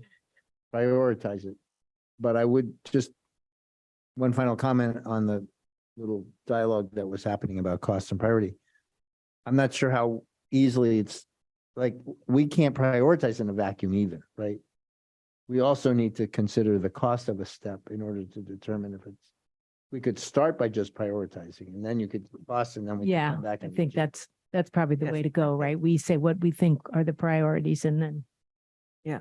staff, Ryan would come back with, here's what it would look like to implement all these Okay. things. That's fair. Yeah, we may want to use, one of our summer, Our part of our goal setting. yeah, Exactly. to take a deeper dive Yeah. into this. Agree. I think so. I Yeah. certainly So can. we're planning in July and then again in August to have two different sessions that are higher level, looking at goals for the select board, and we could include this in that. And then the other two meetings are going to be regular select board meetings, but What's the difference between the first gray one and the fourth gray one? In this slide? Yeah. 2, 3. Right, yes, well, in actual fact, we want, because we would like you to look, we want to have a plan that is not just for this year, but for next year too.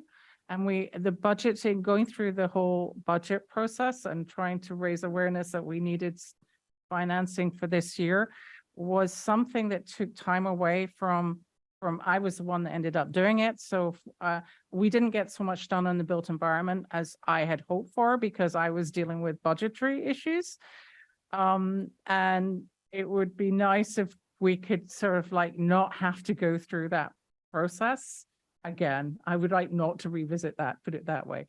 And so perhaps the discussion in maybe even in the summer should be, well, if this is our goals, then this is kind of, we're looking at this kind of budget that we need to have to achieve those objectives. So look at it the way I would look at it in consolidating thing. The first one would say, agree to the plan and budget. Yeah, okay, yeah. Okay. I mean, although one's specific to the current work plan and 24 goals, and the other one is to the budget for 25. Right, but we're going to be asking, well, what's this committing us to in the future years? So- Yeah. Right. Yeah. you just had this conversation about GIS, and then pick on the chief because Exactly. he's here. You have an idea of what you want your fire service level to be in town. Sustainability needs the same scoping. So I don't disagree with anything on this list. And I think it's all great.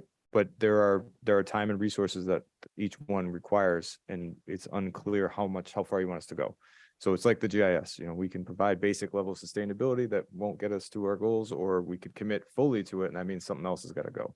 And that's what we need to know. I agree with you completely. That's why I think this is just a lot longer conversation. Yeah.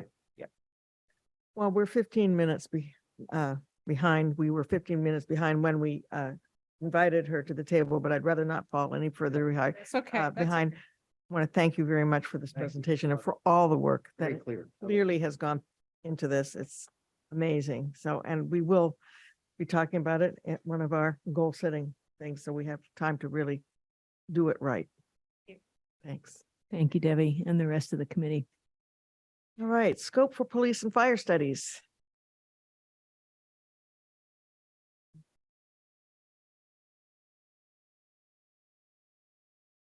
Welcome back. Yes, you. welcome back. Great to be back.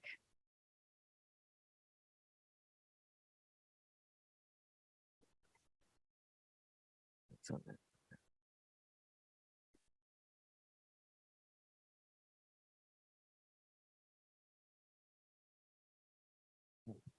No, then we got the fire chief. All right, Police got chief. quite the audience Take it here. away. We doubled the audience. Yes. Yes. Wow. Can you screen share my document, Ryan? Thanks.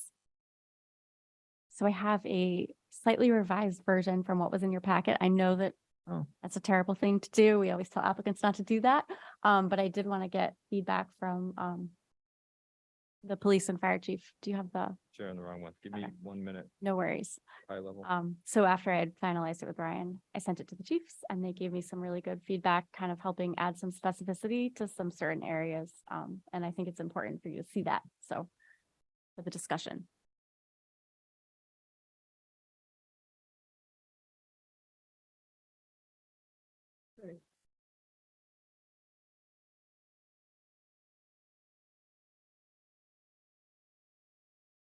Nailed it. There it is. Great. Oh, I see. Okay. So how would you like? Already, I'm ahead of you. Okay. Thank you. So just let me know how you would like me to proceed, if you want me to walk through it or. Thank you for having the changes in red line. Sure. of course. Yeah.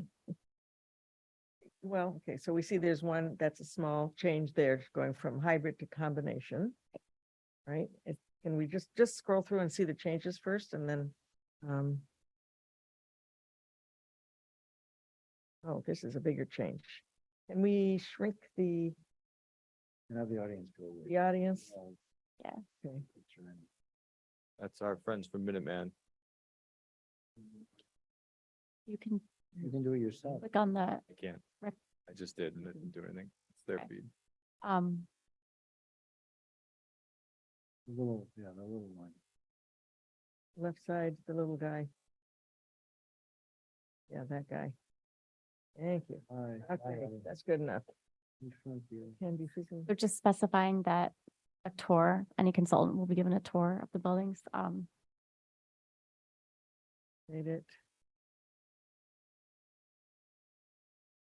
Okay. Shared spaces, okay, I like that. Operational functionality, monitoring.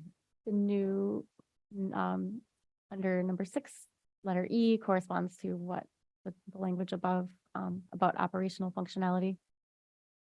I'm sorry, can you go back up to 5? So we're under the fire department now?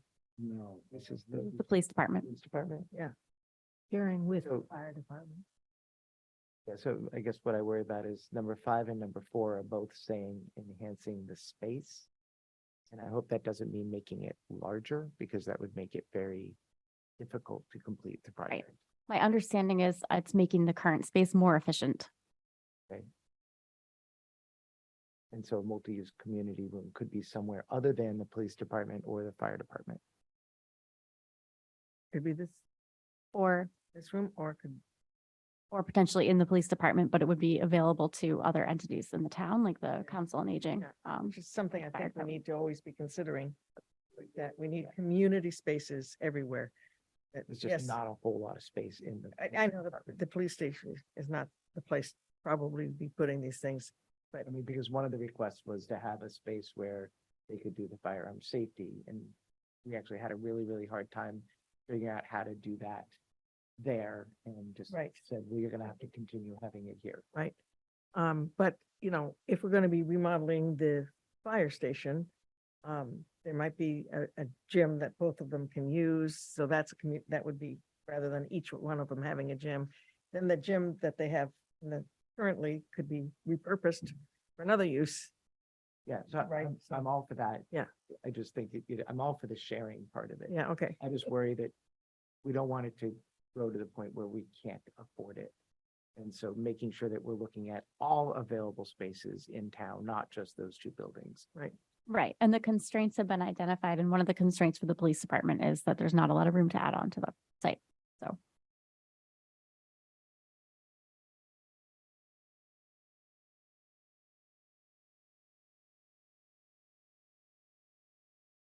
Fire. Any changes in, yeah. Which one included? Okay, we've got the tour again.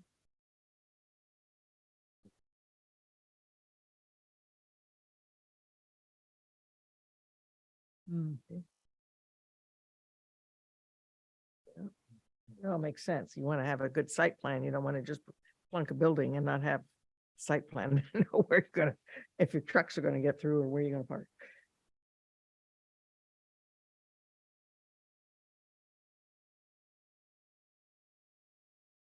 Right. Then Chief Saros added some specificity down there under E1. Okay. Okay.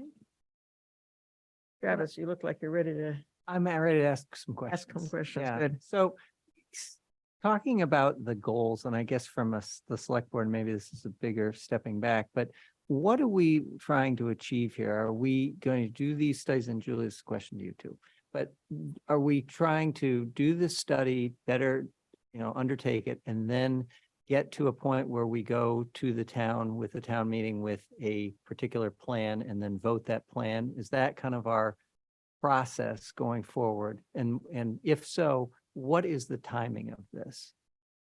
That's actually me. So Julie and I talked about this very same thing not too long ago tonight. So we believe that this document will help us get the conceptual designs that you need to go to the town and ask for the 100% construction documents. So given the goals that you've outlined and the needs of the department, here is what our designers believe that we should do with the current spaces we have in terms of adding on or rearranging the space.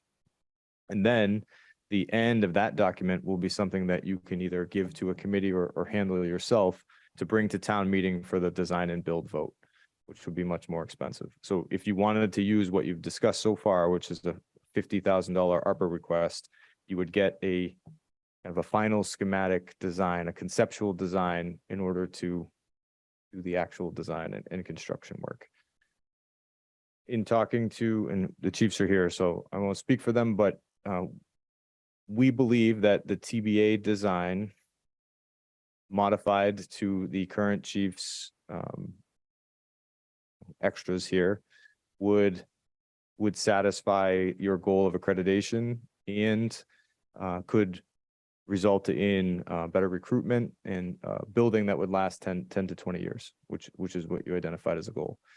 Same thing with the fire department. If Chief Soros's programming is within the parameters of what you'd be willing to spend on an additional annex, then that would also satisfy that need. What we need to do is get those pictures so that we can decide if you want to do them. But again, this document is, this particular document, when you do your work and come back, is just schematic. And then we vote to, as a town, we would say, we want to move forward and do full-blown plans for these, if the town were to vote in favor of that. Is that, I'm just trying to understand the process. So this is the document that gets you the proposal, which would get you the building. Well, Specificity. So valid fidelity, high fidelity quotations can be questioned. So you know how much you could go out and cost it out. Yes. And we'd be shooting for the town meeting next spring. My recommendation to you would be a presentation at the fall town meeting with a heavy push for the big votes in the spring town meeting.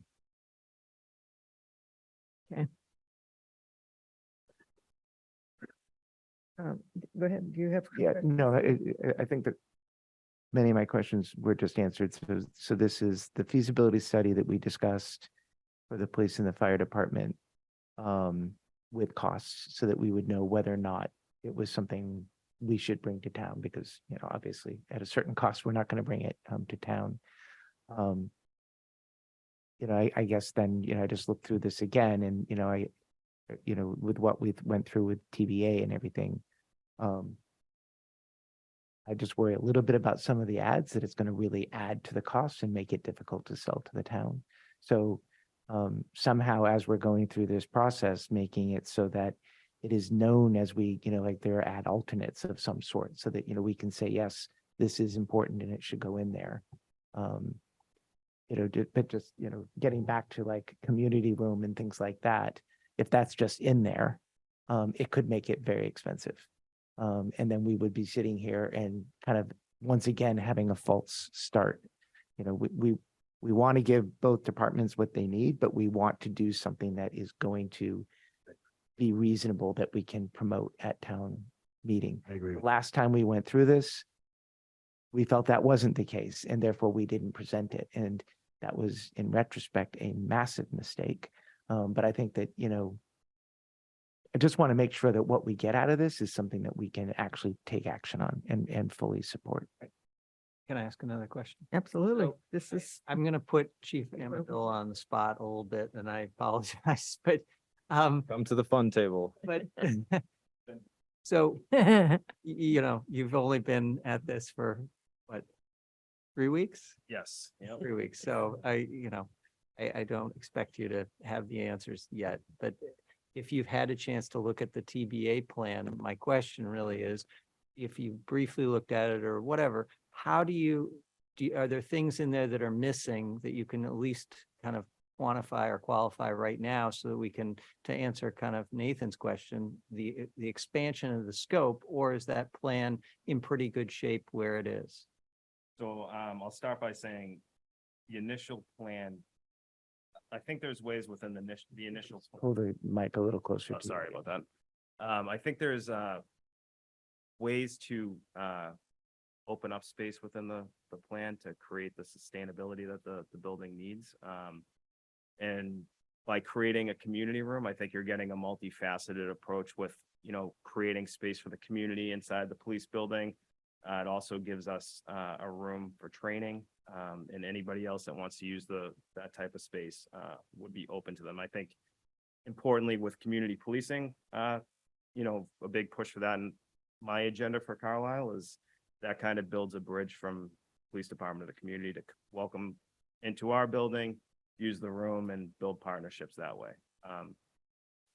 There's sporadic offices where the officers are spaced without around the building. So I think creating a space on the second floor for all the line level officers to have a, smaller desk rather than individual officers in some spaces creates more space that way, and kind of the logistics of the building itself.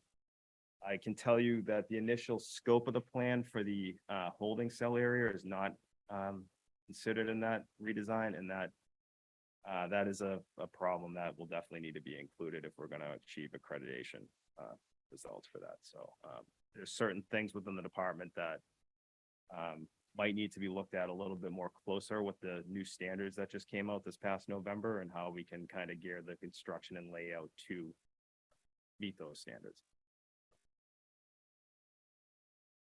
Well, having been on the design committee that came out, I do remember struggling with the community room, and it was a matter of getting access that was directly from the lobby, and not, having to go through the locked doors. And there were a lot of issues about it, which is why it didn't happen at the end. So I just let you know, that it wasn't looked at, but definitely have to relook at the plan, obviously. So, can I jump in? Yeah, go ahead.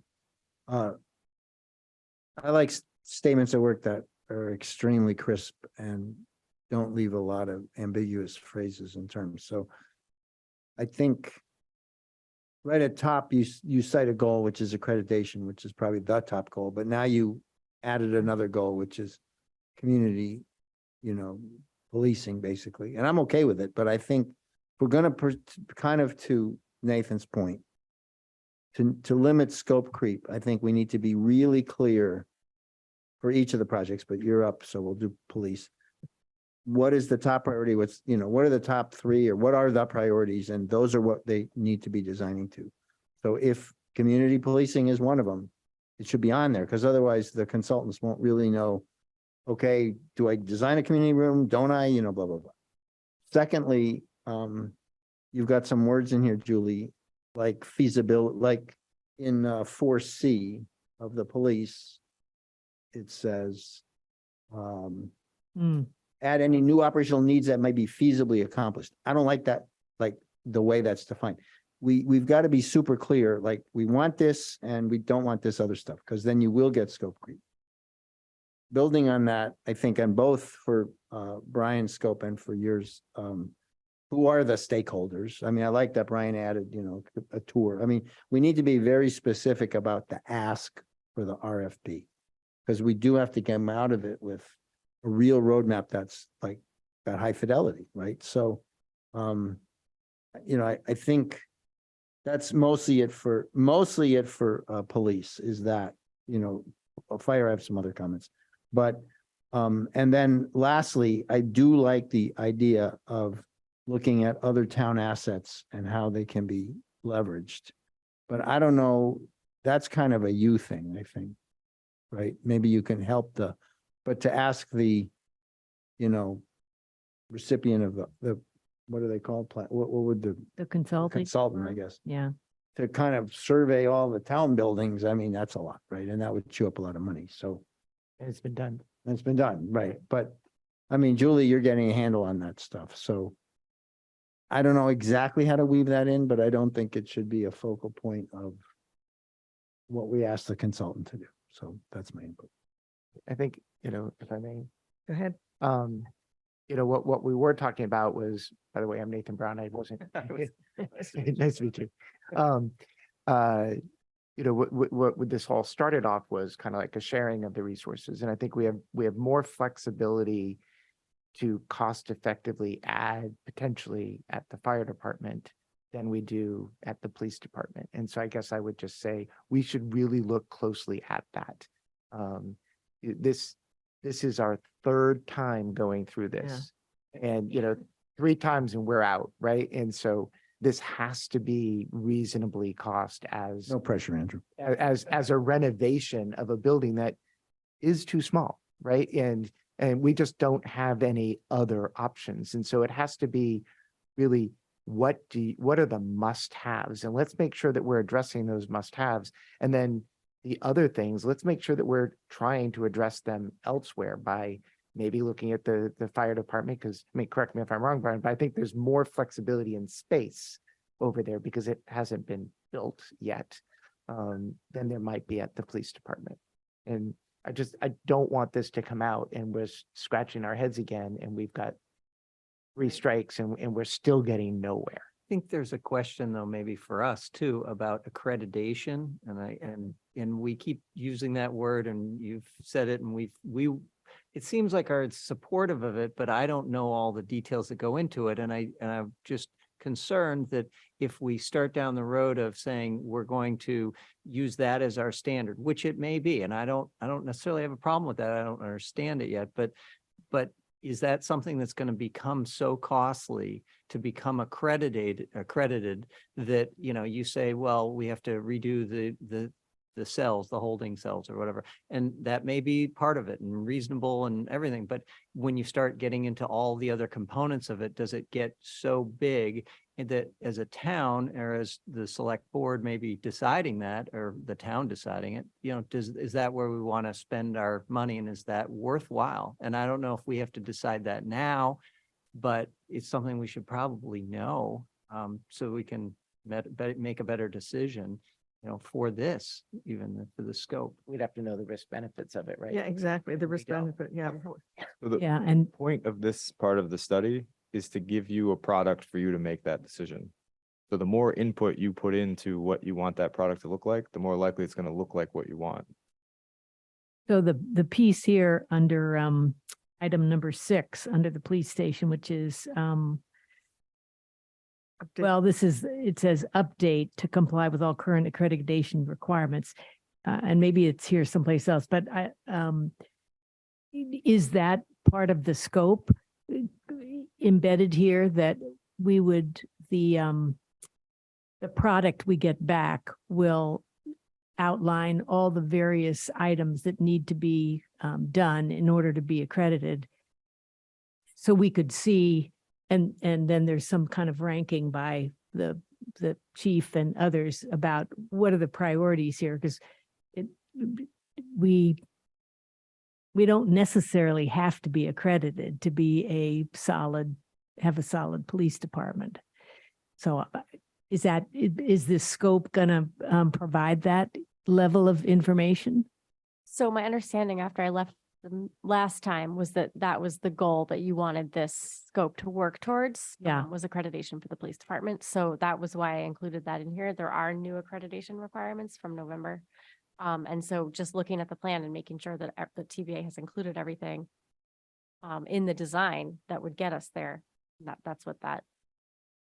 But will it come back in a way that if we concluded that portion of the renovation was, much higher than we expected, that we could, working with the chief and the town administrator, delineate what the priorities were, and we might not do the whole thing.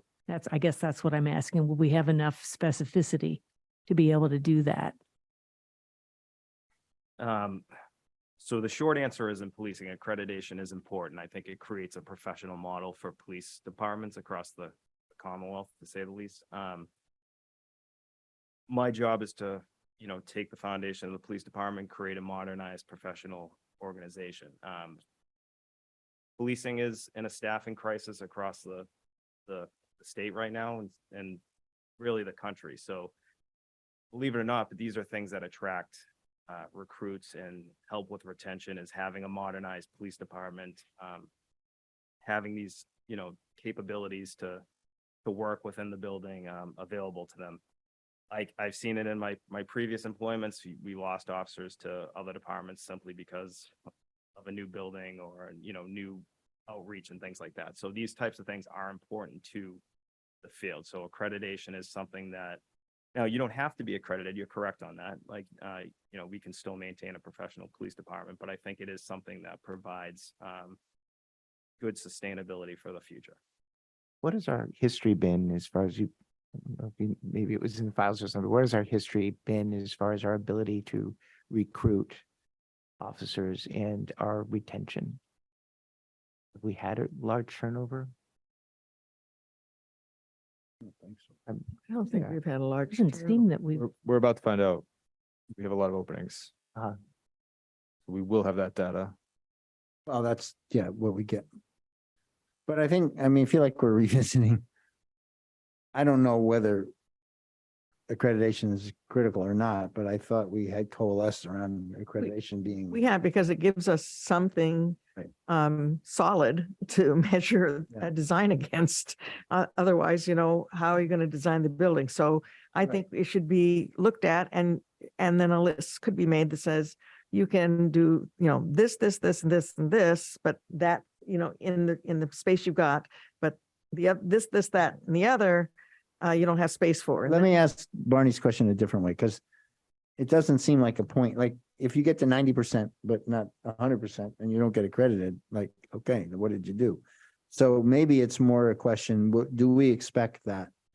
Again, with reasonable fidelity, that the consultant could say, like, okay, here's the plan that will get us accredited. And by the way, this piece, like redesigning the cell or whatever, is really expensive. Like it's, 200K or some number or $1 million or something. It's some number that we would have to, wait a minute, Or is it not that specific as to its features? Because that's the only way you're gonna get your question. You can't really disaggregate. If accreditation is a goal, then we got to design to the goal, right? That was what I started with. So That makes sense to me. but would we Is get that, yeah, would we get that? Like certain things would be impacts to the building and the design, which may be easier to cost than the soft measures. I mean, I don't, you're the expert. Yeah, no, I mean, it's something that, looking at the current design and getting educated on the stuff that occurred prior to my arrival and, coming up with a solution is something that, we can work together on figuring out the exact needs. Yeah, you made a comment that the cell design in the TBA package is not creditable. Yes. Is that, I think we knew that at the time, but it was a whole lot better than what you have. And I think we finally just said, this is as good as it's going to get in the space we've got." That's what I recall. Yes, so I thought what we talked about last time was, we had the TBA, we went through the TBA process. We were happy with that process, but we had a new chief coming in. We wanted him to be a part of if we're going to relaunch this, because we needed to find out, is it still feasible? And we wanted to see what it might take for us to go for the accreditation now. That's my recollection, which I think is basically what we were saying. Yeah. And so, but in looking at some of these requirements, it seems like it's a little bit of a deviation from what the TBA was, but let's look at accreditation. That makes me a little bit nervous.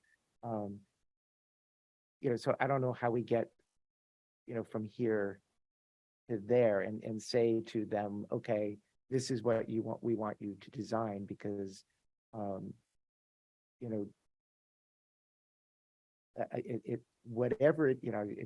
fully support it, but I'm not the town.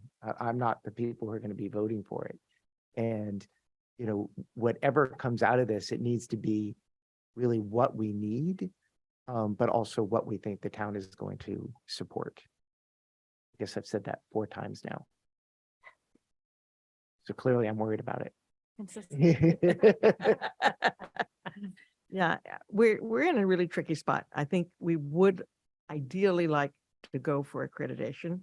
I think we will fall short, but I think we're going to need your advice about where is it best to fall short, and where is it really, like that, boy, that's going to really kill you, or gee, you don't have to really do that. Yeah, it would be great if we could get accredited, but honestly, we could live without that. So we're going to need your help and advice on some of that. I mean, where we started was, we think we should build something new. We should combine Yeah. the fire and the police. We should, and then we looked at how much that was going to cost, how much it was going to cost to do the land, the fact that the land isn't available. And that kind of backed us into this corner of what we have are these 2 sites.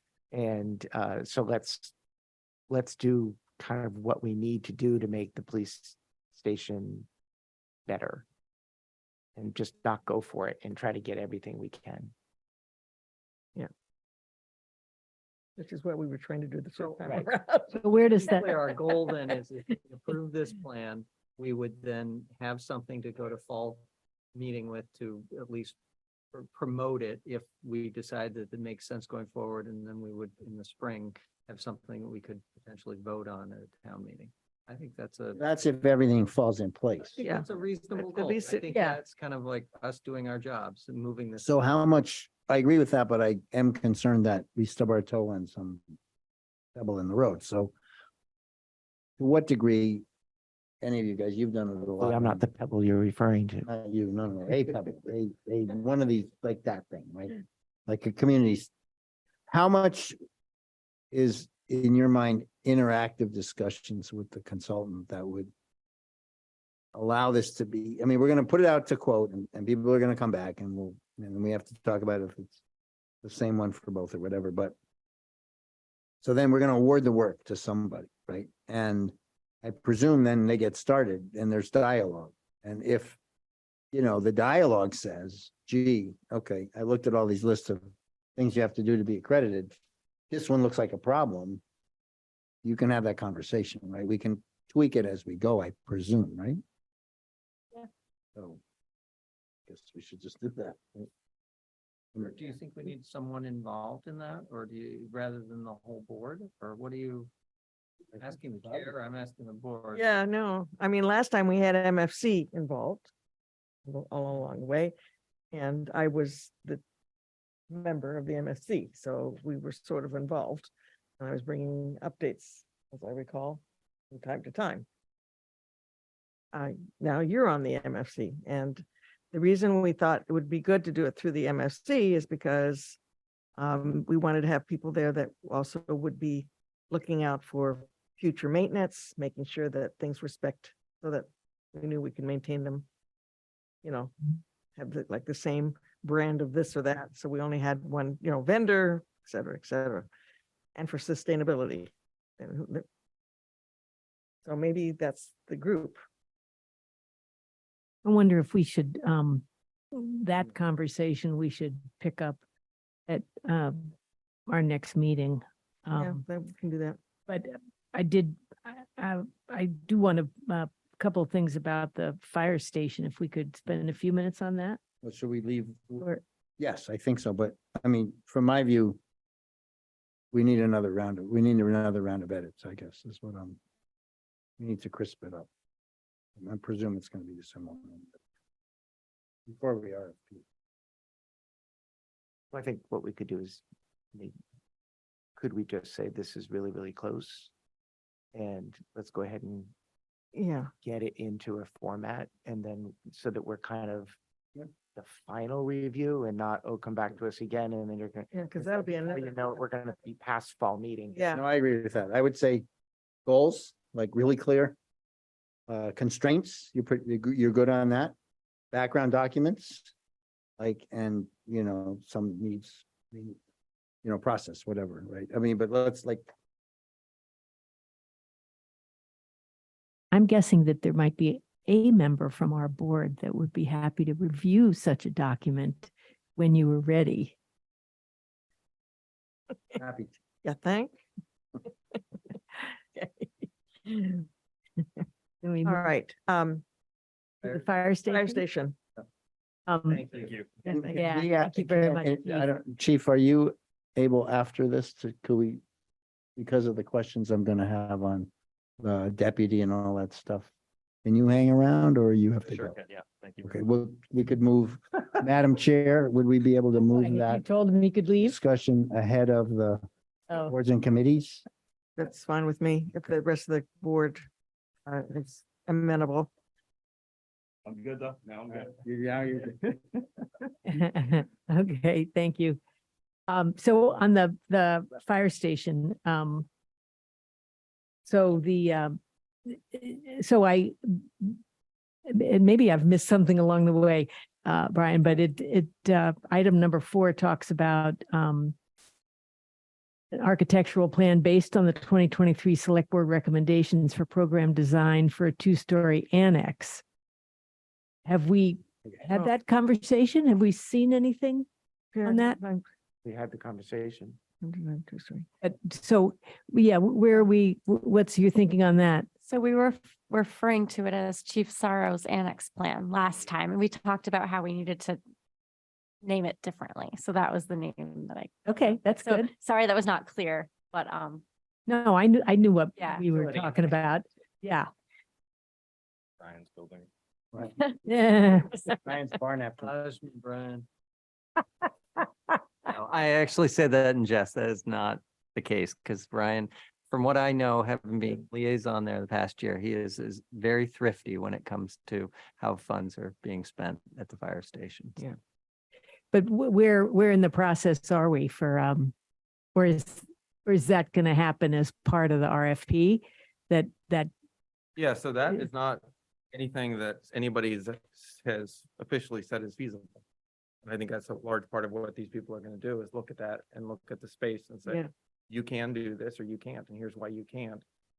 And maybe here's a different idea, but somebody needs to say that we can do what that concept is.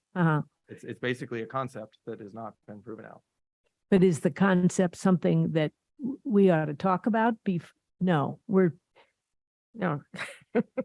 I think it would be helpful for the board if you define the goal, which I think we did at the last meeting, and the next really helpful thing would be what you're not willing to support.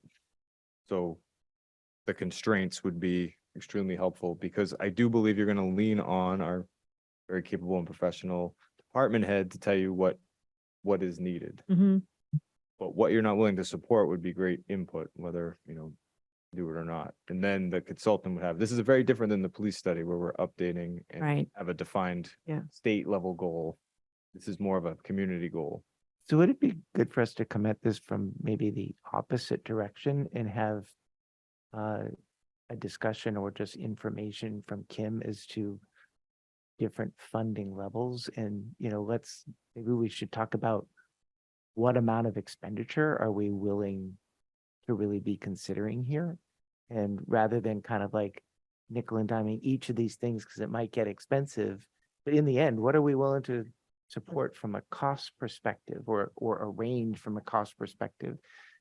'Cause it feels like right now almost feels like we keep changing our mind or forgetting what we decided, and they're just flailing around in the dark. And the goal shouldn't be, I have no idea what the liability is for different accreditation things. I know we want our fire trucks undercover, but I don't know, maybe we should be coming up with some targets of what we think is reasonable so that then when they're having discussions, they can say, well, that's never going to happen because it's not going to be supported because of the cost. So we do have some constraints on our site. And one of them is it'll be very expensive to modify our current building. So that was Yeah. the constraints we came at, which is Mhm. why we ended up saying, okay, we'll do something separate. So that's why that's what's written, is because that's what we think is possibly feasible in a cost-effective Mhm. manner to do. There are other concerns, which is that we have a changing workforce. And we can choose to have a call department or we can choose not to, but not having one is going to be also very expensive. So kind of pay me now, pay me later. The idea that you're going to be able to staff a department in a community where houses are $1.5 million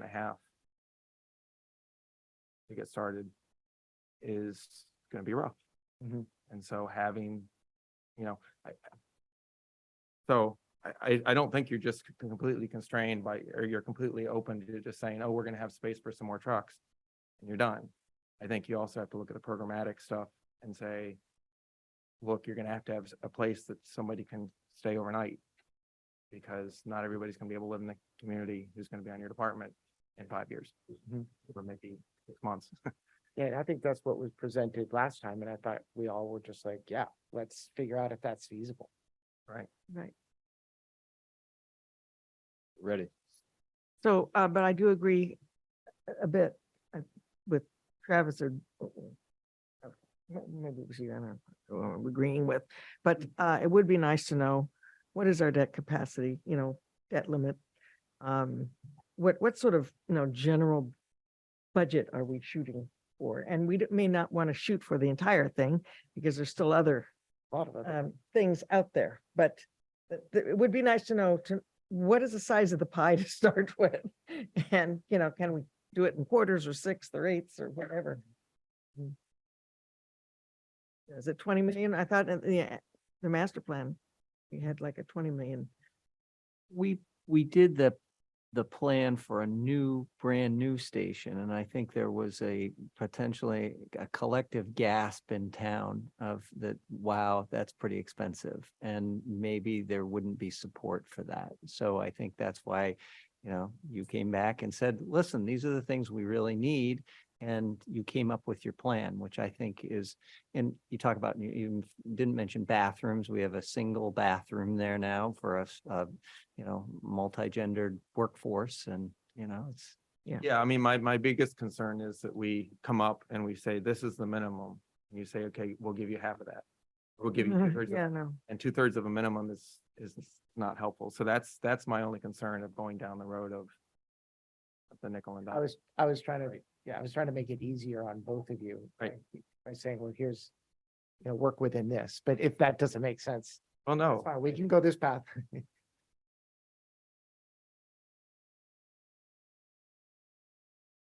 So on the, I mean, the same kind of thing. So, we should clarify the goals. And one of the things, again, I worry about it.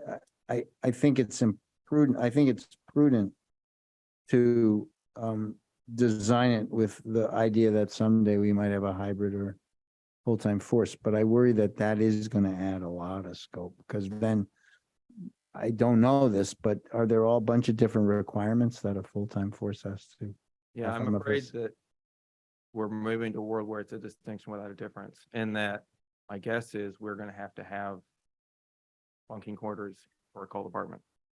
We're gonna have to have kind of the same The thing. same thing. So there is a list of, okay. There are things like, if you have a career force of, 5, 4, 6 people around, you need a big kitchen. Yeah. You need the size of your, fitness room to be as big, things like that. I think that's where you might get into it, but I'm not sure that you're really gonna be that much different in terms of, I mean, are there, Brian, like Andrew would say, probably, if you want to be accredited, there's a menu of XYZ that has to get done, right? Is there that menu for like full-time firefighters? Is there a typically, is it statutory, or is it just like to recruit, or what is the thing that would make that different? the fire department is much less regulated for obvious reasons, and in fact, in Massachusetts, it's much less regulated than many other places. I'm not sure you're required to have a fire department. Or fire. So what does it mean then to this? Well, you know. We'll move the police over there. So I mean, there aren't as much now in terms of if you're going to do it, yes, there's an FPA requirements and suggestions and all of these kinds of things that we can buy into. Yeah.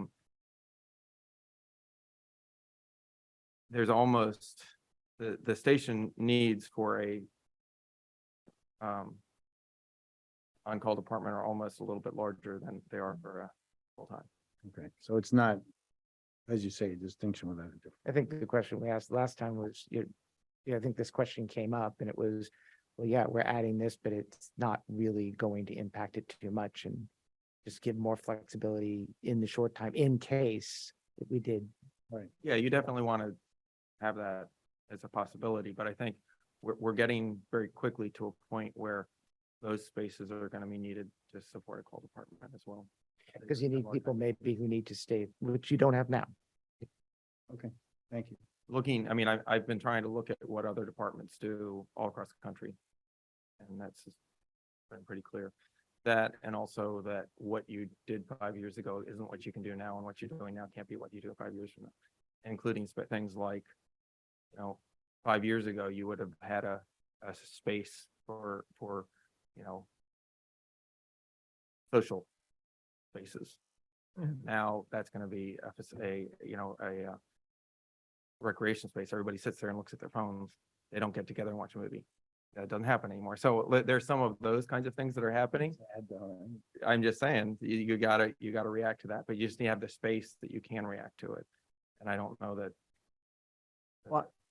And so when we talked about it, I think one of the concerns would be if you spend a lot of time having them detail out, this is the cost differences.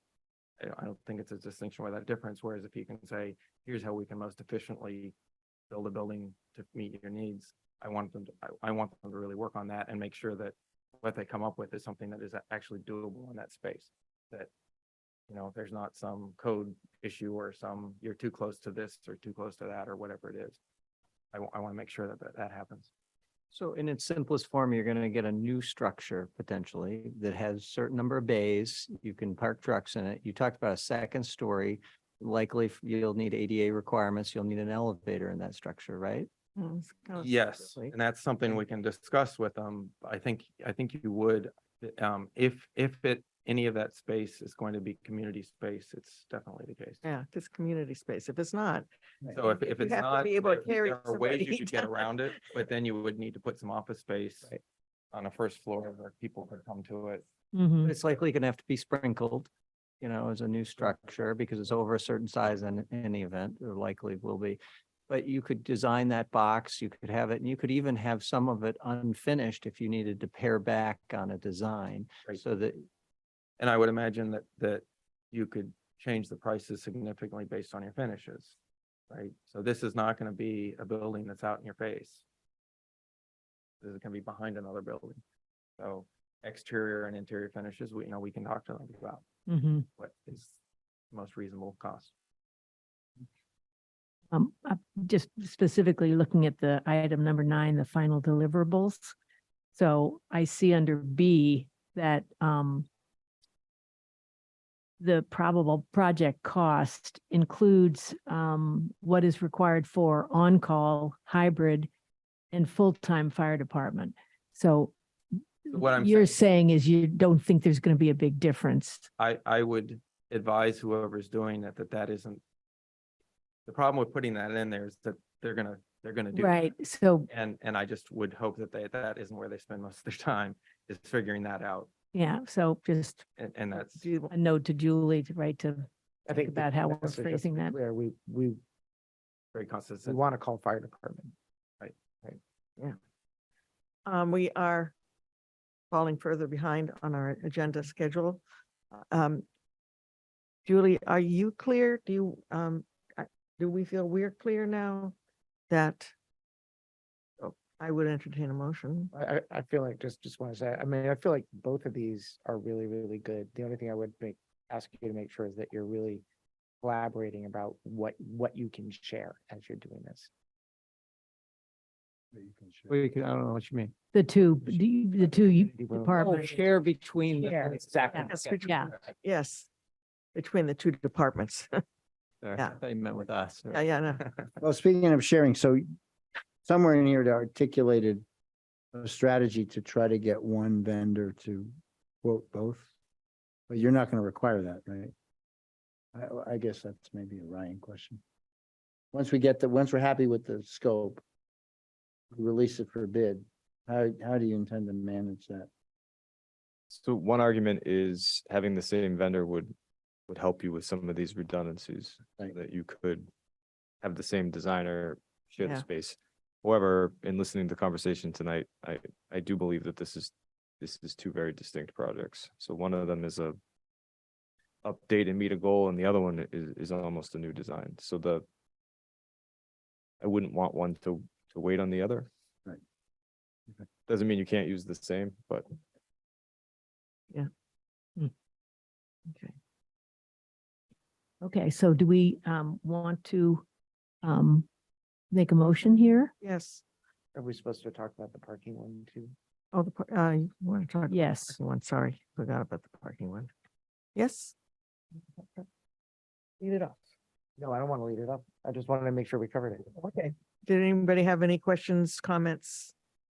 I was under the impression that was going to be an internally driven project. So I think, like if time were no object, a lot of it could be, but I'm interested in knowing and putting the whole thing out and kind of knowing what the cost would be.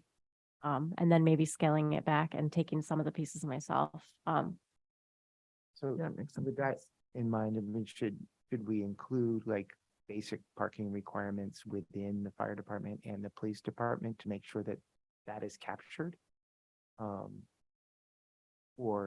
And have this other one that's, this larger parking thing that people want? Or, I don't want to get through this and realize that we don't have any parking that's been addressed because we have this big parking one. That wasn't very. Okay, I think we could cover that by in the scope of the police and fire departments that we put a line about a study of parking requirements on the site.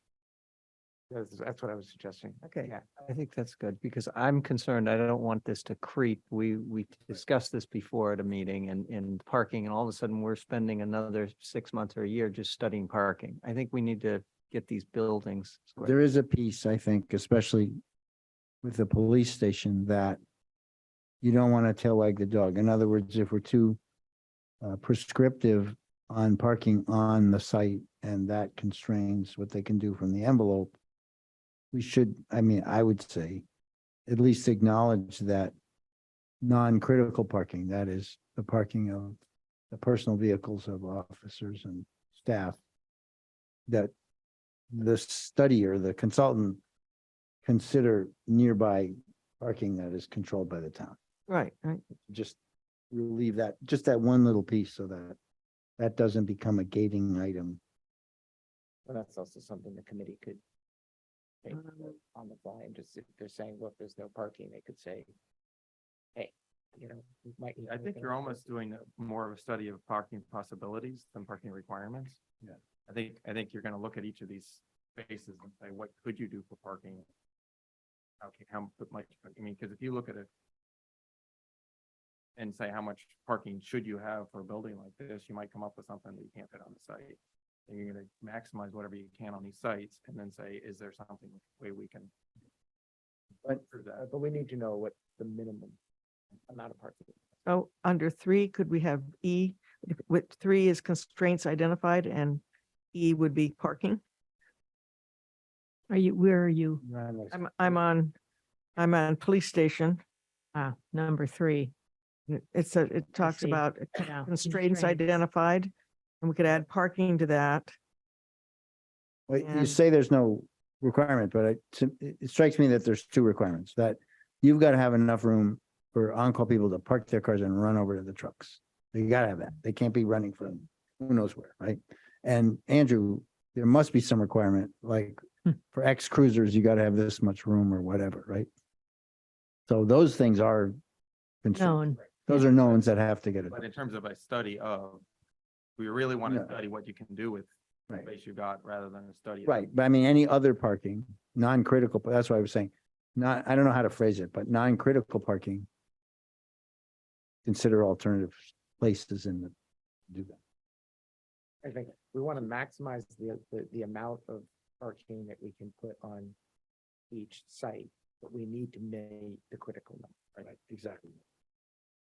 And Julie, when you laid out this parking analysis, what's your best guess about timing on it?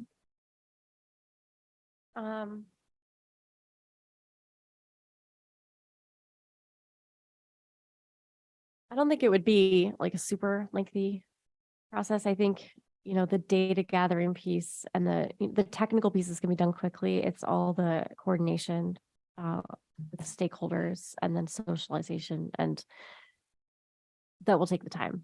I mean, I've seen similar studies for bigger study areas in towns with commuter rails and bustling downtowns and 4,000 spaces turned around like fairly quickly. So this is a smaller.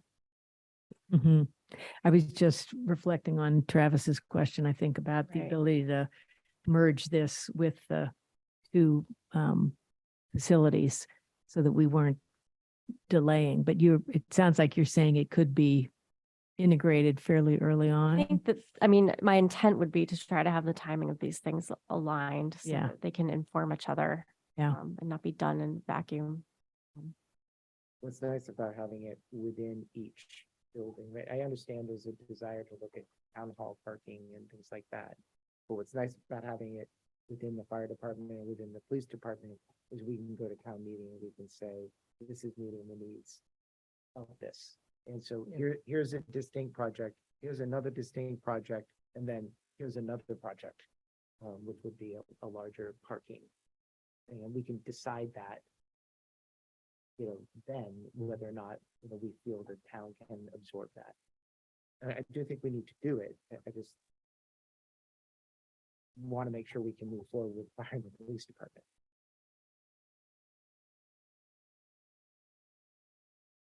Okay, So do we want to have a motion tonight about this? yes, because we want to need get one, this right? going. Yeah. We're gonna get a draft. We feel I thought we were doing, okay, well, not Well, what that- I understood the last time, but that David was going. Well, I think there's no reason. We can't, 2 weeks from now, approve it. I don't think we have to move to approve it. It's just, let's get a draft, let's finalize. it. okay, I think we got all the pieces now. I'll help you out and let's just Okay. finish it up. all right. We'll see you in 2 weeks. Awesome. Thank you, guys. Thank you so much. Thanks. So I request of the chair that we jump to the part of the town administrator's report that has to do with the police hiring policy and the various positions therein. That's fine.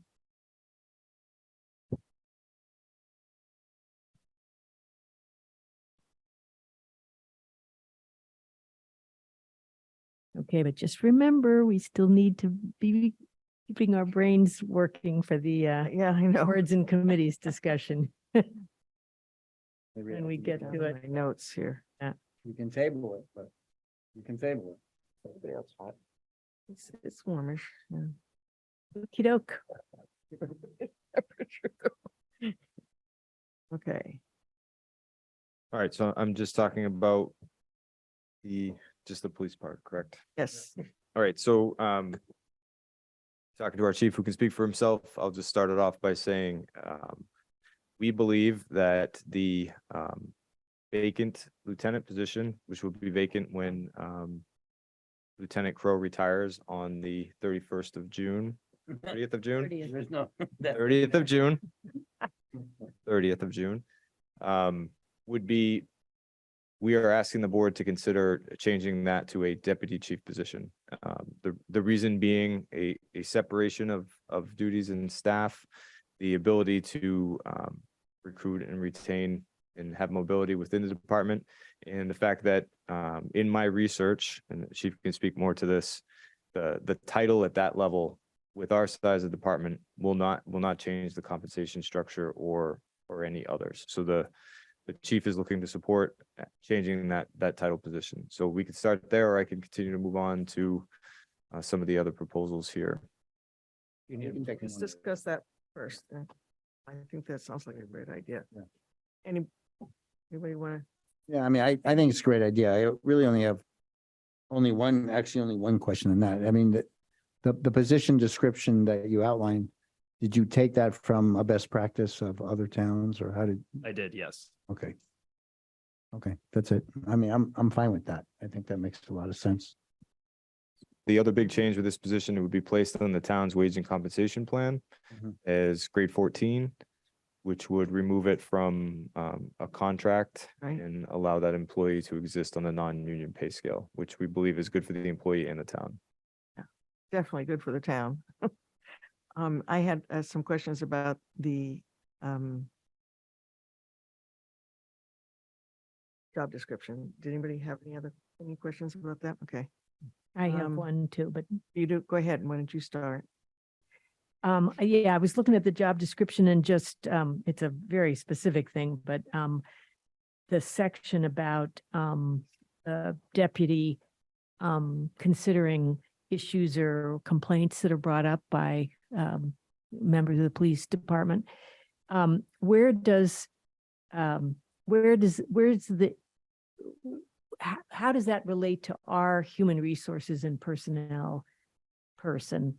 And I'm thinking particularly, issues that might be, more sensitive around harassment or, something like that, rather than a police officer conduct, in doing his job somewhere. So, I mean, yes, tell me what your thinking is about how that. So that statement is for the Works. internal affair conduct, which would be the conduct of the police officer. HR would be the policy that exists for the town for HR if there's a complaint. So the assist would be for the deputy chief to assist with internal affairs investigations. I can Probably should clarify that. clarify that language for you, but any type of complaint that comes into the police department for, whether it be just a rudeness complaint or, a severe complaint in regards to things like if there was harassment, that would be transferred to HR at that point. Okay. Okay.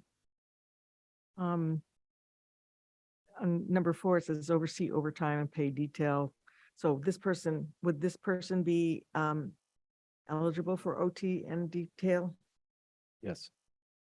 They would also be eligible for that. Okay. Can I jump in on that? Because that reminds me of a discussion Ryan and I had. So I think that's okay.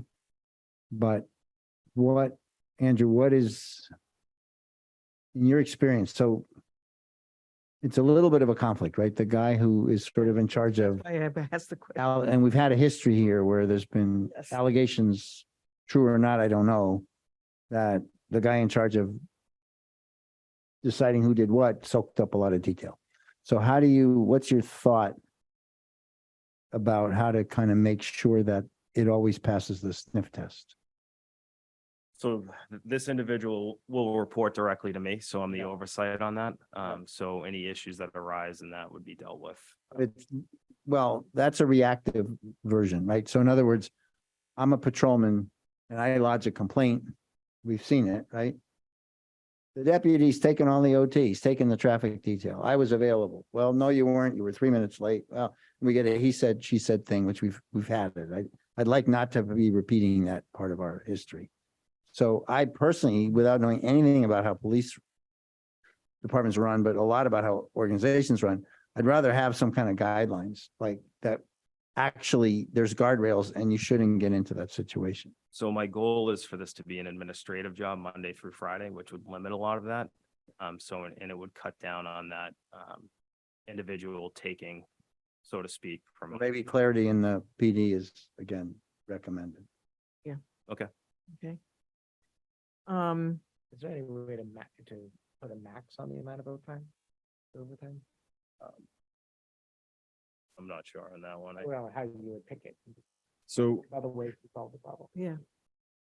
it gets chicken and egg, but the chief decides the staffing level requirements. So the chief is the person who limits it if you want them to. So you're not automatically eligible for overtime.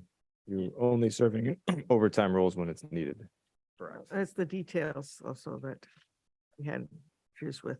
More the details. Isn't it? Yeah, there was more details than overtime. Details is a question of fairness and equity, but not financial impact to the town. Right. Yes, but So- that's precisely what the problem was. Complaint came forward. Yeah. And just to clarify, when it says assist with that, that's the term is used to, for example, next week when I'm out of town on vacation, that individual would fulfill that role and assist with the payroll. Most payroll and everything would still go through me. Does So it's that just kind of- oversee overtime and pay detail assignments? So anyway, that wasn't an assist. Number 9, I guess it's sort of what the same question as Barney had. Participate in the process associated with the presentment of management's case before hearing officers of the Human Resources Division, labor relations, arbitrators, et cetera. Human Resources Division. Wow. Yeah, I'll so be getting I promotion. highlighted that because I wasn't sure what that was. If that's, Makes it sound like a big place. yeah, well, and I was wondering if we could change the word presentment wherever it appears in here to presentation. Because presentment is a very formal presentation of information to a court. I think we're a court, but anyway. What number is that one? Sorry. That was number 9. So I was wondering if the Human Resource Division that you're referring to here is something internal to the police department or the town, or is it something else? So it's just in regards to contract negotiations, when human resources might be involved or HR on that level. Or, lack of a contract, for example, if they go to mediation or arbitration at that point, and there's a mass HRD involved. But that can be cleaned up as well. Okay, so that's your Human Resources Division there is our human in town that you're talking about. This is talking about mass because it's just. Oh, talking mass about human resources. arbitration, Oh, but okay. I can write something about. Yeah. that down. All right. Okay. And Just to- and number 26, you have acknowledged and acknowledgement, one after the other, and they have acknowledged acknowledgement of same in writing. And one of those, one or the other is You don't got to like go. Acknowledge the acknowledgement. Yeah. Sorry about Use that. another confirmed or something. Confirmed, yes. Okay. Well, Uh, if we're on stuff like this, number 21, just to go back a minute, Yes, you refer to the Board of Selectmen, it should be Select Board. select board, And yes. at the end of that line, it says other boards or communities, and I'm assuming it meant committees rather than communities. Yeah, okay. Catch. I missed that. Kindergarten I teachers. got stuck on presentiment. One thing you find out about us is we never pay any attention to the Resentment. detail. I enjoy this, actually. It's good Okay. for me to know. On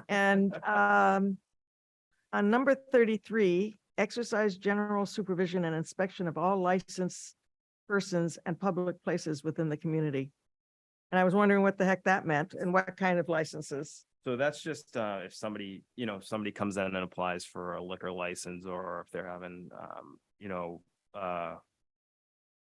what would be the correct term, wanted to close down the street for a block party or something, Uh-huh. just something along those lines. Oh, so it's not a license. Yeah, because I was thinking about, is he talking doctors who have licenses or, So yeah, it's what is also- a licensed person? It's also, we're looking at hiring assessor data collecting to come to town, and their call would be to the police department to confirm this person is a town official. Okay, Relates to that as well. okay, all right. I just didn't know what it meant. That's all. Okay, those were my questions. I have one Okay. additional, which is, I just want to clarify. So your description says we have 1 lieutenant position, 2 sergeant's positions, and then 2 full-time police officers. And if we go ahead with the deputy chief, then that's the lieutenant position that then becomes open? Yes. Okay. There isn't. So the deputy chief is just simply a name change from lieutenant to deputy. chief. Okay, so there would no longer be a lieutenant position. Okay, got it. Not added. And so we're not adding shifting the title, but we're not adding in any additional police officers. Correct, yes. Okay, great. Can we move over to the sergeant? Well, I assume that Oh. all the lieutenant's duties are incorporated into the. Yes, yeah, So the sergeant is part of the CB collective bargaining agreement. yes. Yes. So I guess then that gets really to the evaluation piece. I mean, correct me if I'm wrong, but if you recruit a deputy, it's like our recruiting process. We set the specs and we do an interview process and we pick somebody based on whatever, right? Like we did with you. And so we're not worried about somebody crying foul and all that. Right. But when we get to, especially because we do want to hire internally, promote internally, and we're taking people in the collective bargaining unit and we're applying some standards. And I saw some things in there like there might be an exam, but there might not be an exam. Yes, We might talk about multiple choice or we might not. yes. And then so that bothers me a little, like that it's not that specific. And then there's some things which I think are important, but they're qualitative, like the philosophy of the department. Some phrase like that, we're gonna use some of these criteria in evaluation. And I know buried in there is like, we have to adhere to, basically our collective bargaining agreement. So I don't know enough about it. I'm a little concerned about that's a different hiring process. I understand the one where we get to pick. But this one, there's some other pieces and I just want to. Yeah, so my initial assessment was that there was a need for a standardized hiring process at this level. In regards to the contract, I did share this with the union and had conversations with them and let them look that over prior to, so they're also okay with it from their standpoint. In reference to maybe a test, maybe an assessment center, what that does is that gives me the ability to kind of choose whether or not I want to give an exam or an assessment center. I didn't add any weight or evaluation to a test or an assessment center because historically in leadership positions, when police officers get promoted, some people are just better test takers than others, but that doesn't necessarily mean they're not a good supervisor or leader. So the assessment centers in there as a may as well to kind of guide, as you guys saw through my process with the assessment center, that it kind of gives a different outlook of the candidates. For this particular time in the police department, with me being new and kind of not knowing the officers that are there and getting to know them, an assessment center will help me evaluate the officer and how they would react in different scenarios and help get the best, in my opinion, case outcome of a candidate. But I would think, I agree with all that. I would think it always should have an assessment center, like, because exactly that, like, people can be better test takers and thorough knowledge of things you might be tested on does not equate to nimbleness in situations, which is what I understood part of what the assessment center. So to me, I'm okay now with the May do a written test. But I would think an assessment center would be a great third party, you know, evaluation that gets you out of this departmental bias. I mean, you're lucky because you come in and there's no bias right now, but there will be bias. Eventually there will be bias. And they'll say, well, geez, Andrew picked the guy he liked. It was obvious, you know, it was game. Yes. So Yeah. I think we should be stronger on there will, because I mean, I was impressed with at least your description. You guys watched it. You watched it, right? It was not. Okay, but that, Couldn't have everyone watch. it was pretty good, is my understanding, right? Pretty thorough, and Yeah, it you're was, testing kind of like. Made real things world. clear, yeah. So, important that we give him the tools to choose. I don't know, maybe, but I mean. There's a history of HR issues at that department. I know we have a new guy and that's great, but we also have the battle scars of those things, so. I'm not hearing a compelling reason why there shouldn't be an assessment center for that position. It's a leadership job within the union. You're testing something that the rank and file officers have never had to, they may have exhibited it, but they haven't had to do it as a part of their job. Why wouldn't you have the assessment? How much is assessment center? What was the question, Nathan? How much, she said, how much? Hmm. We would have to get you quotes, but it could be anywhere from $2,000 to $10,000. From my experience, it just depends on, and you can attest this too, it just depends on how many people are putting in for. So if you're assessing, 3 people, it's less, and then 10 people, it's more expensive. So that's how they price it out. I'm willing to, to make the assessment center a permanent thing. I think that's a great idea. I just would, like to keep the May in there on the exam aspect. Fine, I'm fine. Any other questions? No, I think. I guess my question, is why we would not use a third party evaluation for internal candidates. You would do, right? If that's what. Well, no, it says, no, important notes to consider is that internal candidates will receive priority. And, let me see. What did it say? Obviously, if an assessment center is held. Go. Oh, yeah, select board would approve a hiring process that requires a third party evaluation unless an internal candidate is chosen. And So that's just where So- there are situations where there would only be one. Yes. Only one person put in for the job. okay, and that means that it's not competitive, it's not an, it's really just a, so there's, to me, there's a little bit of tension between promotion and being chosen for a new position, right? So, because this person, so there's a position of sergeant that's open, and you may want to be promoting from below, and I understand that, but the thing is, what are our requirements for, equal opportunity hiring and opening, posting jobs and things like that, because Like, you can't control, you should make sure that you post it such that people who want to apply can apply. Say internally, but. But this is a case where there's not more than one candidate, right? Only one person raised their hand for the job. what I'm worried about is that it says internal candidates will receive priority, so it sounds like it's not being advertised. They just, But don't you think, I mean, that's a different situation. That's like, what do you want for an organization?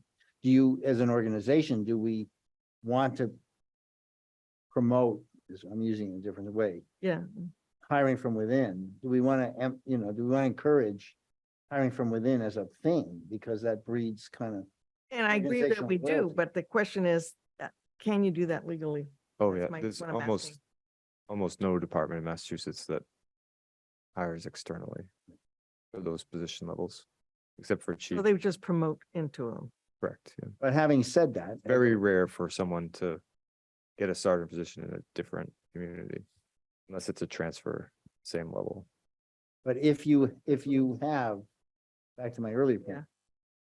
If there's a need, we post, one candidate raises his or her hand, Mm-hmm. and it's only one candidate, I still believe you need the assessment center, because just because they raise their hand doesn't mean they're ready for that job. Okay, so that's, there you go. Have the chief. That's why we have the chief. Well, I'm not gonna relitigate what we covered. He said he would change it. I'm happy. Okay, well, I guess, all right. Are we good? I'm good. I guess I'm still stuck on this, internal candidates will receive priority, because if there were external candidates that are better, then I don't think the internal candidates should get priority. If there's an external candidate and they're tied, then the internal candidate What if it definitely should. said internal candidates will receive consideration? I like that better. Well, so But I mean, I want, on the other hand, okay, I personally, I would prefer internal and, you know, at that point, it's on me to make sure that these people are professionally developed to the point where they're ready to step into these positions. okay. Let it go. We would only be going external if there was no internal candidate. Right, you wouldn't even, Okay, so you wouldn't even post it. So you're not even posting it externally. That's what, I think that was what I was asking. That means, does that mean that you don't post externally if you have an internal candidate that Who is qualified? is qualified that you want to promote? And just, I can say Right. this on the record, there's many qualified people that exist within the department, so. And I'd just say, I guess we'd be looking to you to, when you are trying to bring in, when you do need to bring in somebody at the beginning level, and you need to hire from outside, that, you would be looking for, diversity and, the things we've talked about in the past in terms of, full consideration of, maybe non-traditional candidates. Yes. Yeah. Great. So could we say then, that we're going, rather than internal candidates get priority, that we want to promote, promotion goes first, look to promote into the position first somehow, or I Kind of had, the same thing. Yeah, Well, you're kind of okay. agreeing with your. well, I think it's scientific clearer. objected to I these think things. it's clearer that we're talking about it's a promotion, that we We encourage promotion Yeah, from within. let's say that.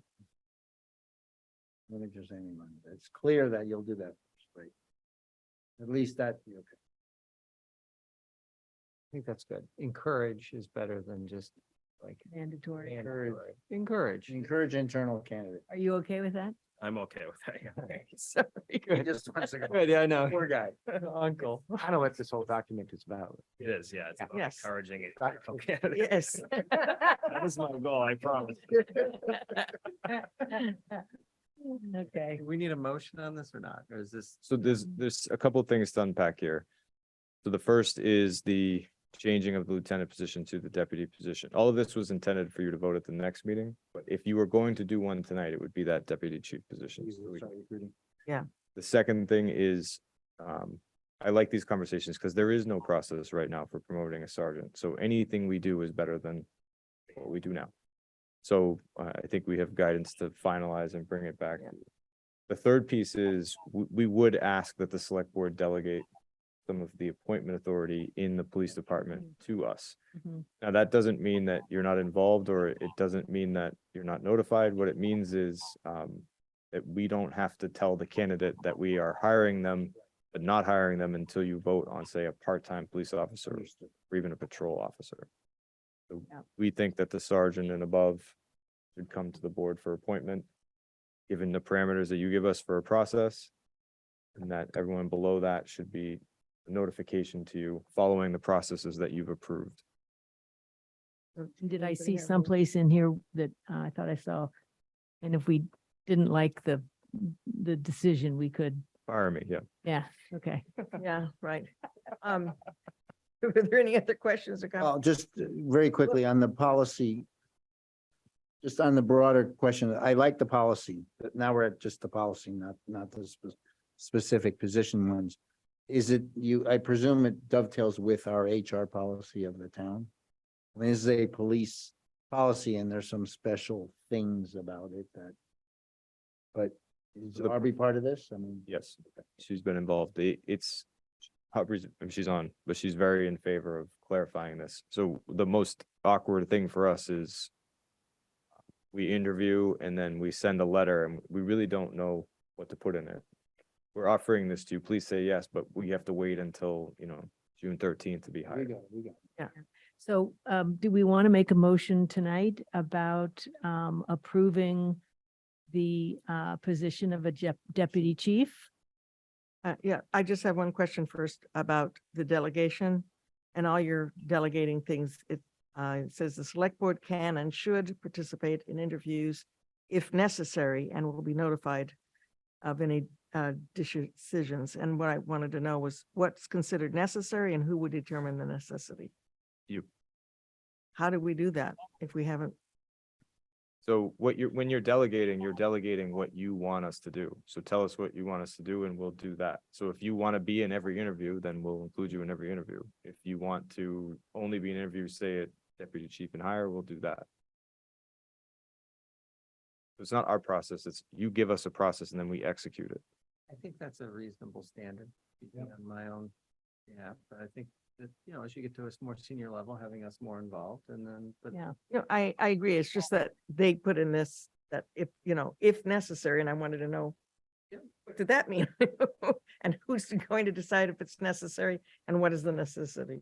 It's not, I'm not picking on Nathan, but one time he said, we really want a resume, or to meet a person, right? So if you tell us at what level you want and what documents you want and what backup, we'll just give that to you. Whether it's before or after Okay, so and at what level. And if it's everybody, it's everybody. We just want to make it clear. So Made the public comment on this topic?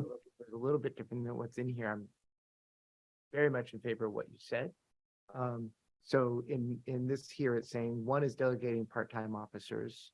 Fine with that. The other one is delegating full-time officers. I'm fine with that.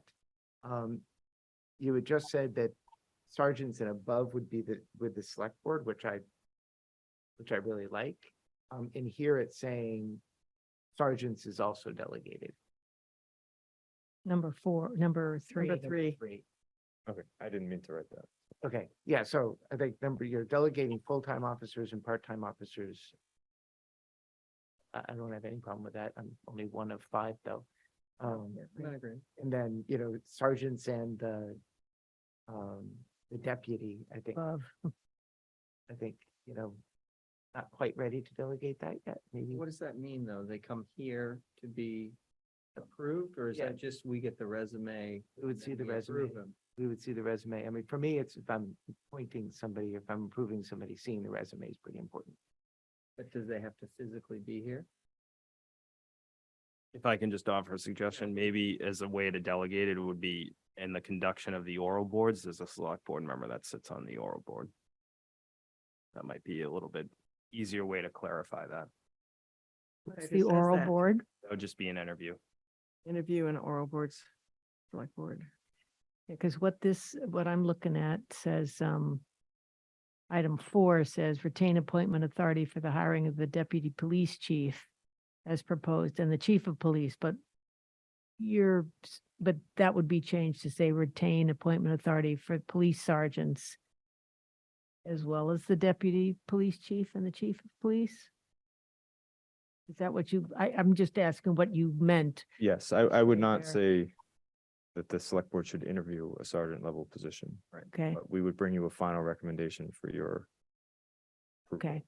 So maybe just, making that Oh, maybe we should have- clarification. Some clarification on my end. Sorry, just at the sergeant level, I think it's one of those things where,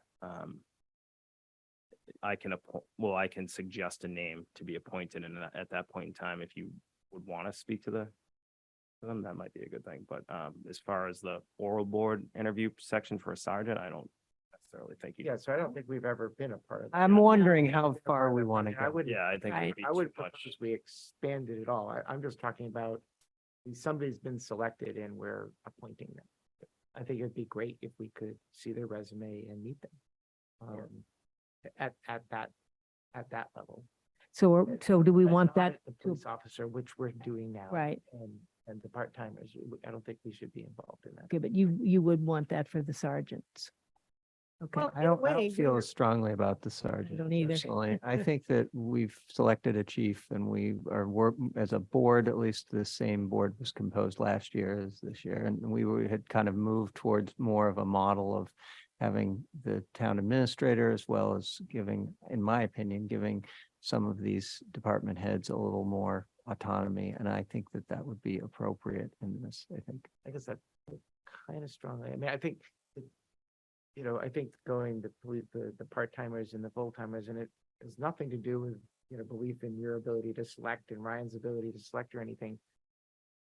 But we're responsible for the personnel in the town, and I think that anybody that's a senior level, it seems like we should be involved and we should know and just be a part of that process. We're not interviewing them, only one candidate's coming. It's not an interview. It's just kind of a meet and greet and a point.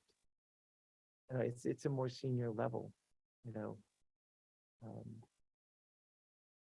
well, and the only ones we would ever interview would be the direct reports, right?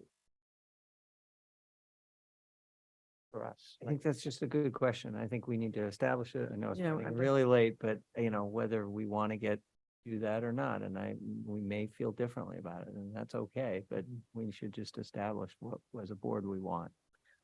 Okay, you want to vote on this tonight? Well, what if we went ahead and I would do the vote on first the two, and then I would do the Can the public we could comment? also- Well, I think we could also do two out of the three hiring of of the the full-time delegations. and part-time officers. Yeah, Have a hold off on the sergeant question. comment Public comment. We have a public comment. from the Right. planning Oh. board. Court. And just, Yes, Court Herschelman, 41 Orchard Acres. Can you hear me okay? Can't hear, I think. Oh. There he is. Can you hear us?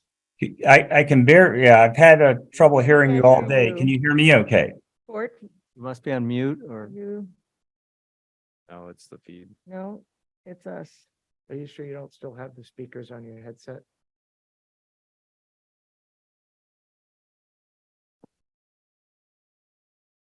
Yeah, but We at can't- one I've had point you trouble had hearing you all day. headset So that the speakers here was just your headset. It wasn't. You just check the speaker output. Court, we haven't heard anything you've said yet, so we're going to try to, Yeah, it's just your it's just your headset.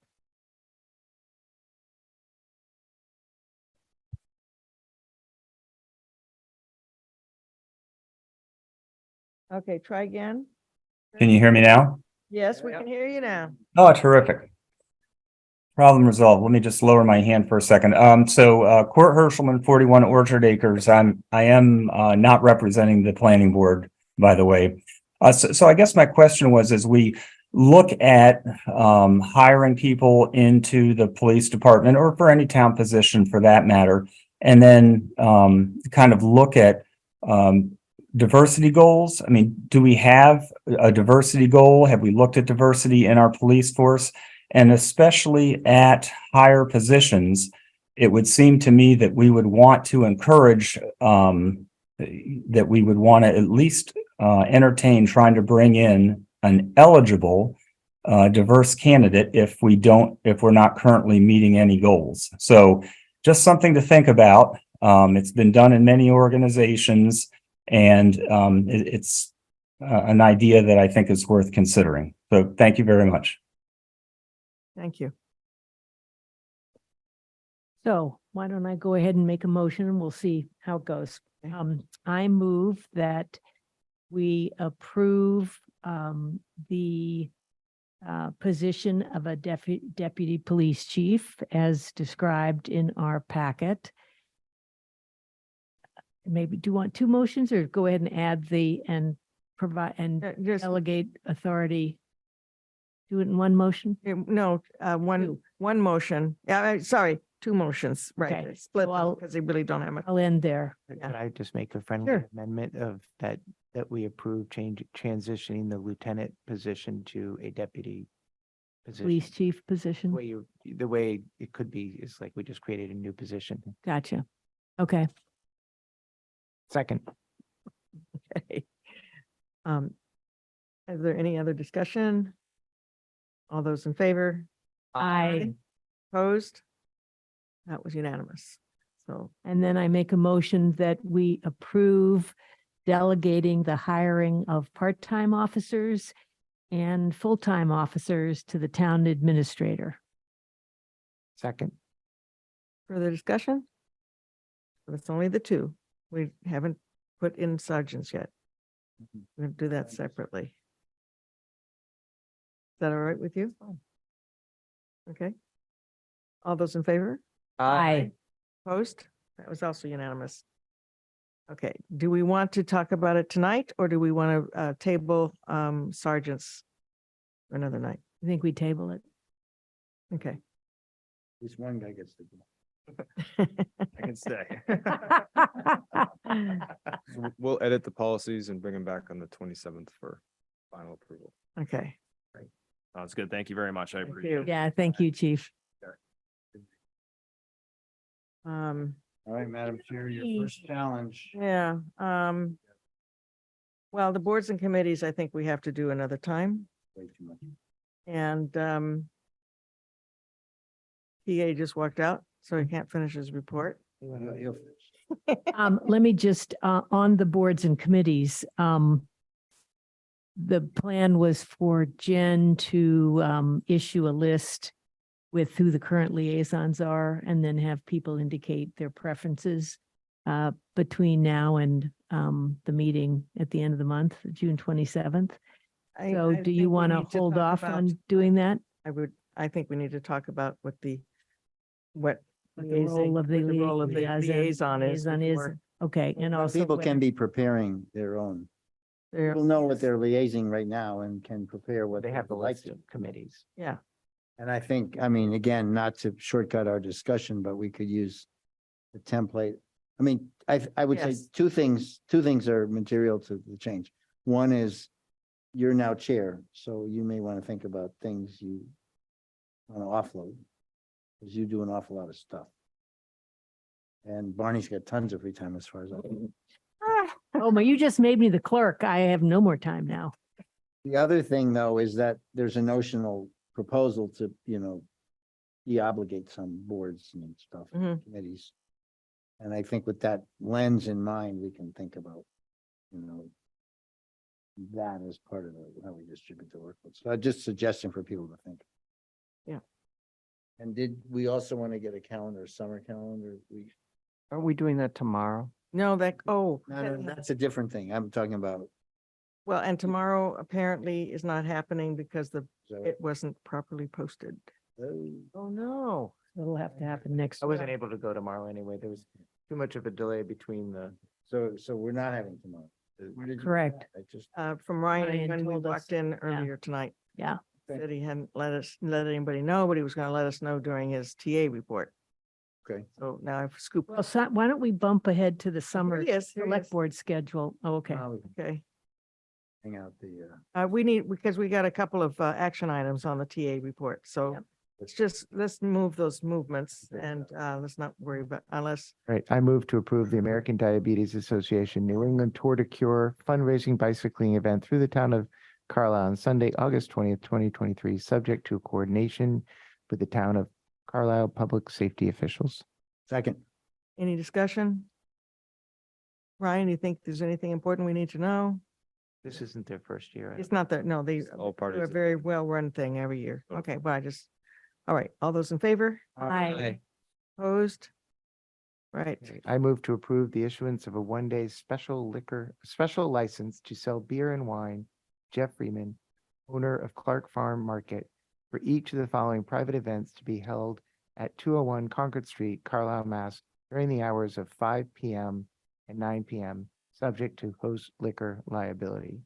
Friday, June 23rd, Thursday, July 13th, with a rain date of July 20th, Thursday, July 27th, Thursday, August 3rd, Thursday, August 17th, Thursday, August 24th, with a rain date of September 9th, Saturday, September 16th, with a rain date of September 23rd, and Saturday, October 7th, with a rain date of October 14th.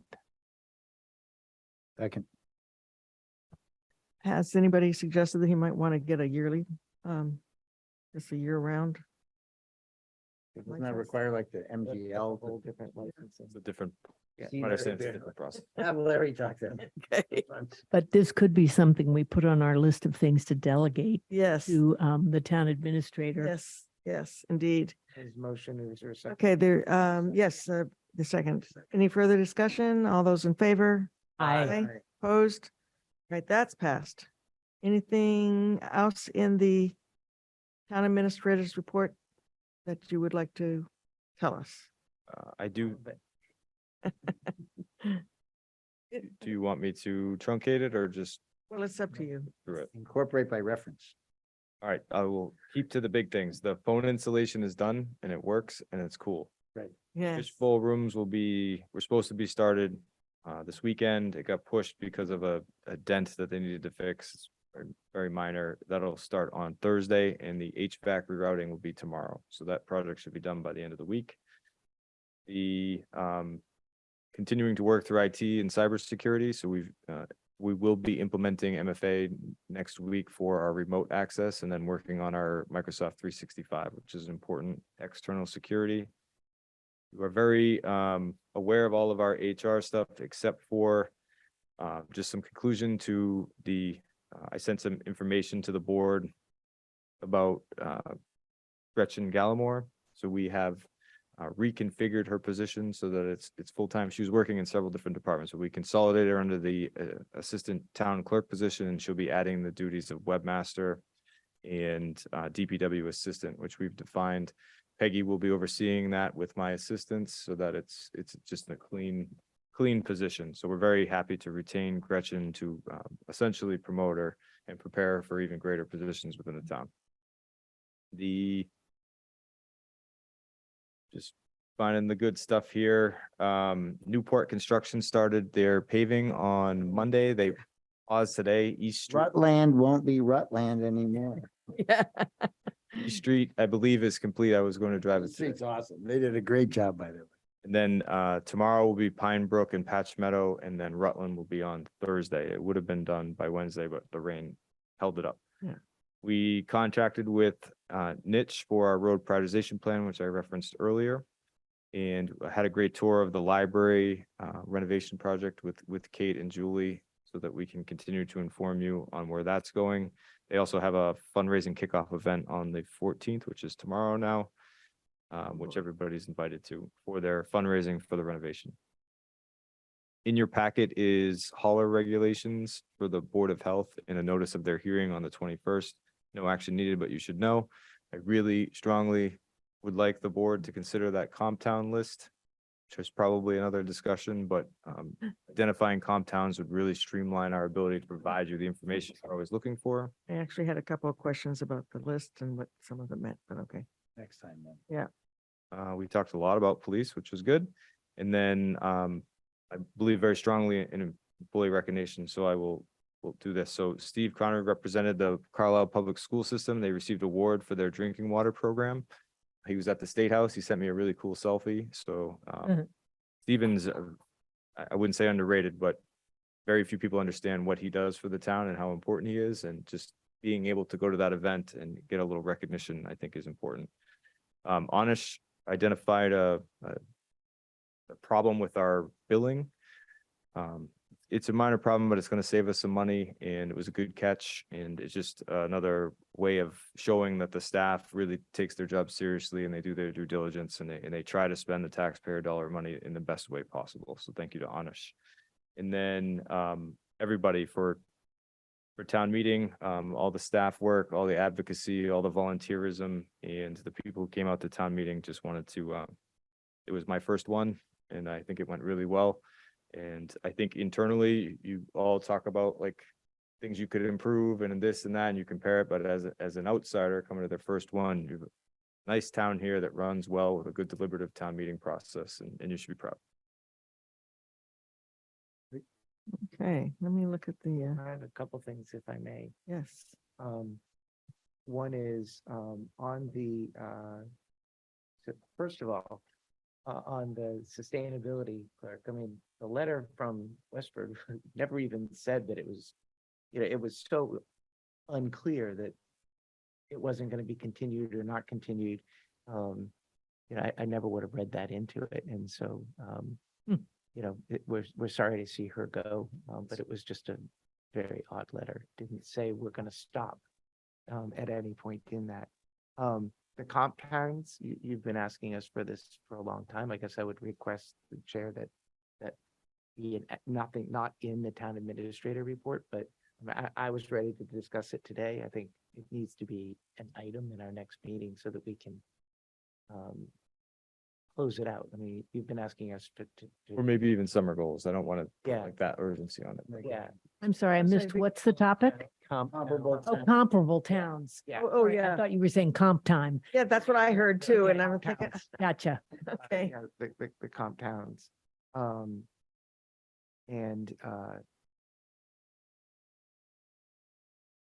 just looking for the other one, but I'm not finding it. So I guess I'll leave it that. I just feel like Ryan often asks us to review things and then we don't get to it, or, I just think we need to be more reactive to what he's asking us to do so that he can move forward and we're not slowing him down. That's. Agree. All right. So boards and committees will do next time. EA report, summer select board schedule, though I do want to talk about, because I want to make sure people get it in their calendars, or if they can't make it, let us know now. Excuse me, Kate, can we take a quick look at the draft agenda for the Oh, yes, 27th? draft agenda. No, because you're gonna have to change it. Yeah, we have, I don't think it's worthwhile. You're gonna have to move something. It's already chock full and we've got to get to boards and committees. And I neglected to say this in the beginning during the opening, but the meeting that's scheduled for tomorrow, the select board meeting is, we didn't post it correctly. My office The didn't. first thing we had is figure out when we can. So the intent of that meeting was to try and solidify this agenda and then talk about the summer schedule. So due to that error, we have to reschedule that administrative meeting. Are you thinking next week sometime? The reason why the whole board was invited is the transfer of knowledge of how we've been doing the agenda and then input on the agenda itself with the new leadership. So yeah, well, it's okay because the 9-10, the housing production plan, we're going to take off of that, so we'll just put the, Can we meet next Tuesday? Then? When's Unavailable, but I think, can we work through the summer schedule now? Because we're getting pretty into the summer. yes. Um, Well, yeah, so maybe we want to try to find a date. Are you out the whole week, Travis? You But are. I can try to remote in. Well, Yeah, You're a key guy. I mean, the whole, Preference I know, I on, had the whole idea was to try to hand a, around the. so let's Come on, pick a time when you can do it. I mean, let's. We do it Thursday or Friday morning? we've got to get posted, right? So today's it got posted first thing tomorrow. You do it on Friday. I can't. You can't do Friday. And we can't do Monday because that's Juneteenth. Well, we have one on the 27th, right? Right, but this but this is- transition meeting and transfer would be really helpful, I think, to do ahead of time. You got all week. What might best. work best for you next week? This, Well, Talking daytime, nighttime? Oh. yeah, evening would be better. Better. And how about for you, Nathan? I guess the evening's probably better for you too, right? Yep. Yeah. okay, so Oh, what want dates are we looking at? next week? It's Next gotta week. be 20th or, 20, 21st, 22nd, 23rd, okay. yeah. Evenings, the 20th, I can't, I've got Housing Okay. Trust. The 21st, I have MRT Board. But I do have the 22nd and we don't want to meet 22nd. evening on the 23rd, do we? I could do the, Thursday, the 22nd. shoot for the 22nd then. So this Just is- means if it's in the packet for the 27th just have to be wrapped up, to go out the next day. Which we should be, What's in this packet? Well, all of the, The transition. no, I just meant not for the meeting itself, but Meeting for the 27th. yeah. And there's two different things. The meeting would be about the transition, which is more mechanical, right? But in that is the agenda setting. For the following meeting, what Barney's saying is, we've used up, normally we would have that like tomorrow, and then there's plenty of time to get the packet together and get it out. Because we're skipping a week, basically, it's got to get out the next day. But if we have the meeting and we set the agenda, Well, we have to make sure the. Ryan and I could maybe, get together. gonna and- say, and maybe the draft two an of you agenda should that just we could then look at. particularly for figure out, 22nd. also who needs to provide what material and let Right. them know that, so that's all ready to go. We'll just have to wing it and Yeah. hope for the best. So we saying the evening of the 22nd? Yeah, and I mean, I'm personally okay if you want to put the board's committee, if you want to have that, this piece we missed today in that. Oh, And I see. And comp towns. That means Jen needs to turn the packet around in that one day, so we have it on the Friday. She has to post it. She doesn't have to post all the. posted background, you- Just the. We're having, in the meeting, we're gonna discuss the comp towns on the next Thursday. Well, I'm not sure about comp towns, but let me back away. Ryan, we only have to post the actual items on the agenda. Just the agenda. Packet doesn't have to be posted. By any particular time, but our new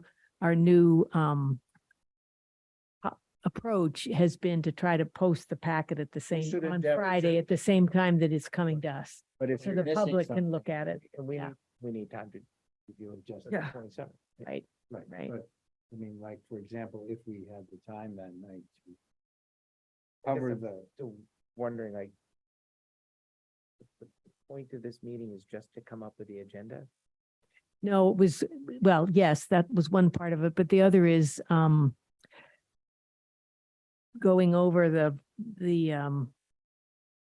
spreadsheet that David has developed that It's very that big. we've been using for planning out, topics for the select board, and we've got a whole, basically, we've come up with an annual, yeah. transfer to the new leadership. We would there's no way to do that without violating any. So Or couldn't you meet with Kate? I could meet with Kate. But really, And then Yeah. Kate and Travis meet about can what the do- agenda is gonna be. it's fine too. We can chat about that, I'm fine. It's just two different, that way, different topics. I don't, Different. Ryan, Well, yeah, that's fine. I'm okay with that. Does Ryan have the spreadsheet? Yes. Yeah, I mean, it's more, It seems to me that Ryan should be the one that, the town administrator is the one that needs to be operating it. okay, and there you go. I mean, I assume he knows how to do it. Well, it's not, I mean, you're making it, Well, I don't really feel like having this argument tonight. There's a Yeah. certain best practice that we believe we've come up with over the 2 years that we've worked together.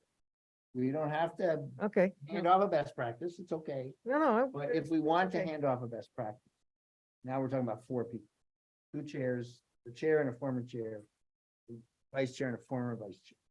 And that's 4 people, so we might as Okay. well have an open meeting. All right, and all go right. Through it. It doesn't have. Well, to let's be have next that week. meeting. It'll be some other time, but to just say, well, 2 years of a practices, we'll just forget about it. No, I'm not what I was saying. But I don't want to, I don't see why that should stop Ryan and myself You from guys working on the next packet and the next agenda. go do Right, it. go for Uh, it. Because, Go do. it. and then we can still have the meeting on the We don't have to 22nd. have it next week. No, we don't have to have it. You're just gonna do that. We can feather it in sometime this summer. So why don't we talk Okay. about the summer schedule to make. So I'm taking this off of my schedule then. we're meeting the 27th, right? Yes. Yeah. But then we have the proposed 2 sessions, July 11th and August 8th, that would be to do the goals discussions, higher level, including what we talked about tonight, which is a deeper dive into the sustainability goals and and there's a number of other items. and then the other, and then 2 regular meetings. So these are both the second and fourth Tuesdays of those months. So where are you reading this from? Okay. On the agenda, if you look at the item number 9 on the agenda, it's just outlines the It's just the dates. Today's report. Yeah, no, it's in there. Yeah.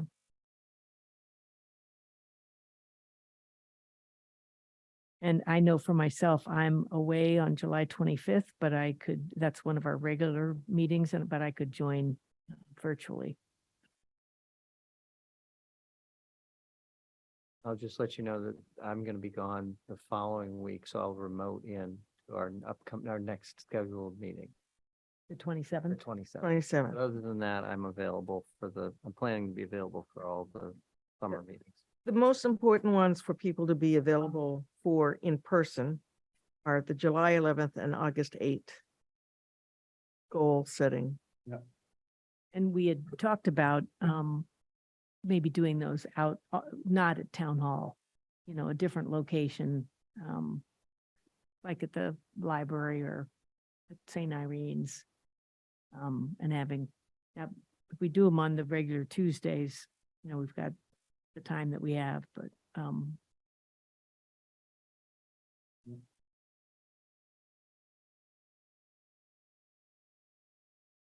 how about you, David? Do those dates work for you? Yeah. I have no way. I'm not rafting down the, where did you go? Yeah, the Green River in Utah. Iwo Jima. I've been a few places. If you guys, your kids have already flown the coop. All right. Yeah. Oh, Nathan, how about you? Checking them now. Okay. I mean, basically, we're just talking about the same every other. Yes.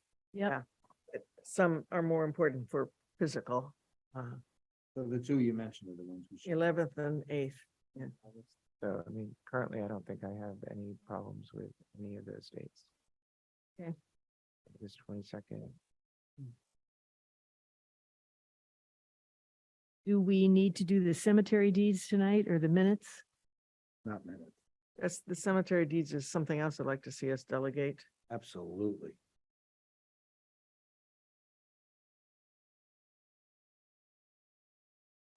Do we have deeds? Yes, Yeah, I don't know if there's anything for us I would to do the sign deeds, though. not the minutes, that's fine. okay. We just do the So deeds. want to Move the deeds. Whoever wants to move it. do that for me? Okay, I move that the select board vote to transfer land in the public burial ground at Green Cemetery as follows. I may not get some of these names correctly. Deed number 798 described as Lot D 409, graves 1, 2, and 3 to Huang and Wadon Wang at 153 Arrowhead Lane. Deed number 799 described as Lot D 374, grave 1 to Christian Headland, 87 Wolf Rock Road. Deed number 800 described as Lot D 374, grave 2 and 3 to Gloria Ann Winquist, 73 Cranberry Hill Road. And deed number 801 described as Lot D 338, graves 1 and 2 to Sally Nauman Turner, 175 Lowell Street. And deed number 802 described as Lot D 376, graves 1 and 2 to Ann Marks, 439 Bedford Road. Second. All those in favor? Aye. I Opposed? That's it. Okay. think Ryan probably went to see if he Get the could find the deeds. things we need to sign. Are we done? Okay, now community input. Yeah, community input. What is- Uh, Diehards here. yes, we have Christina and Jeannie. Anybody have community input? Seeing none, I would entertain a motion to adjourn. So moved.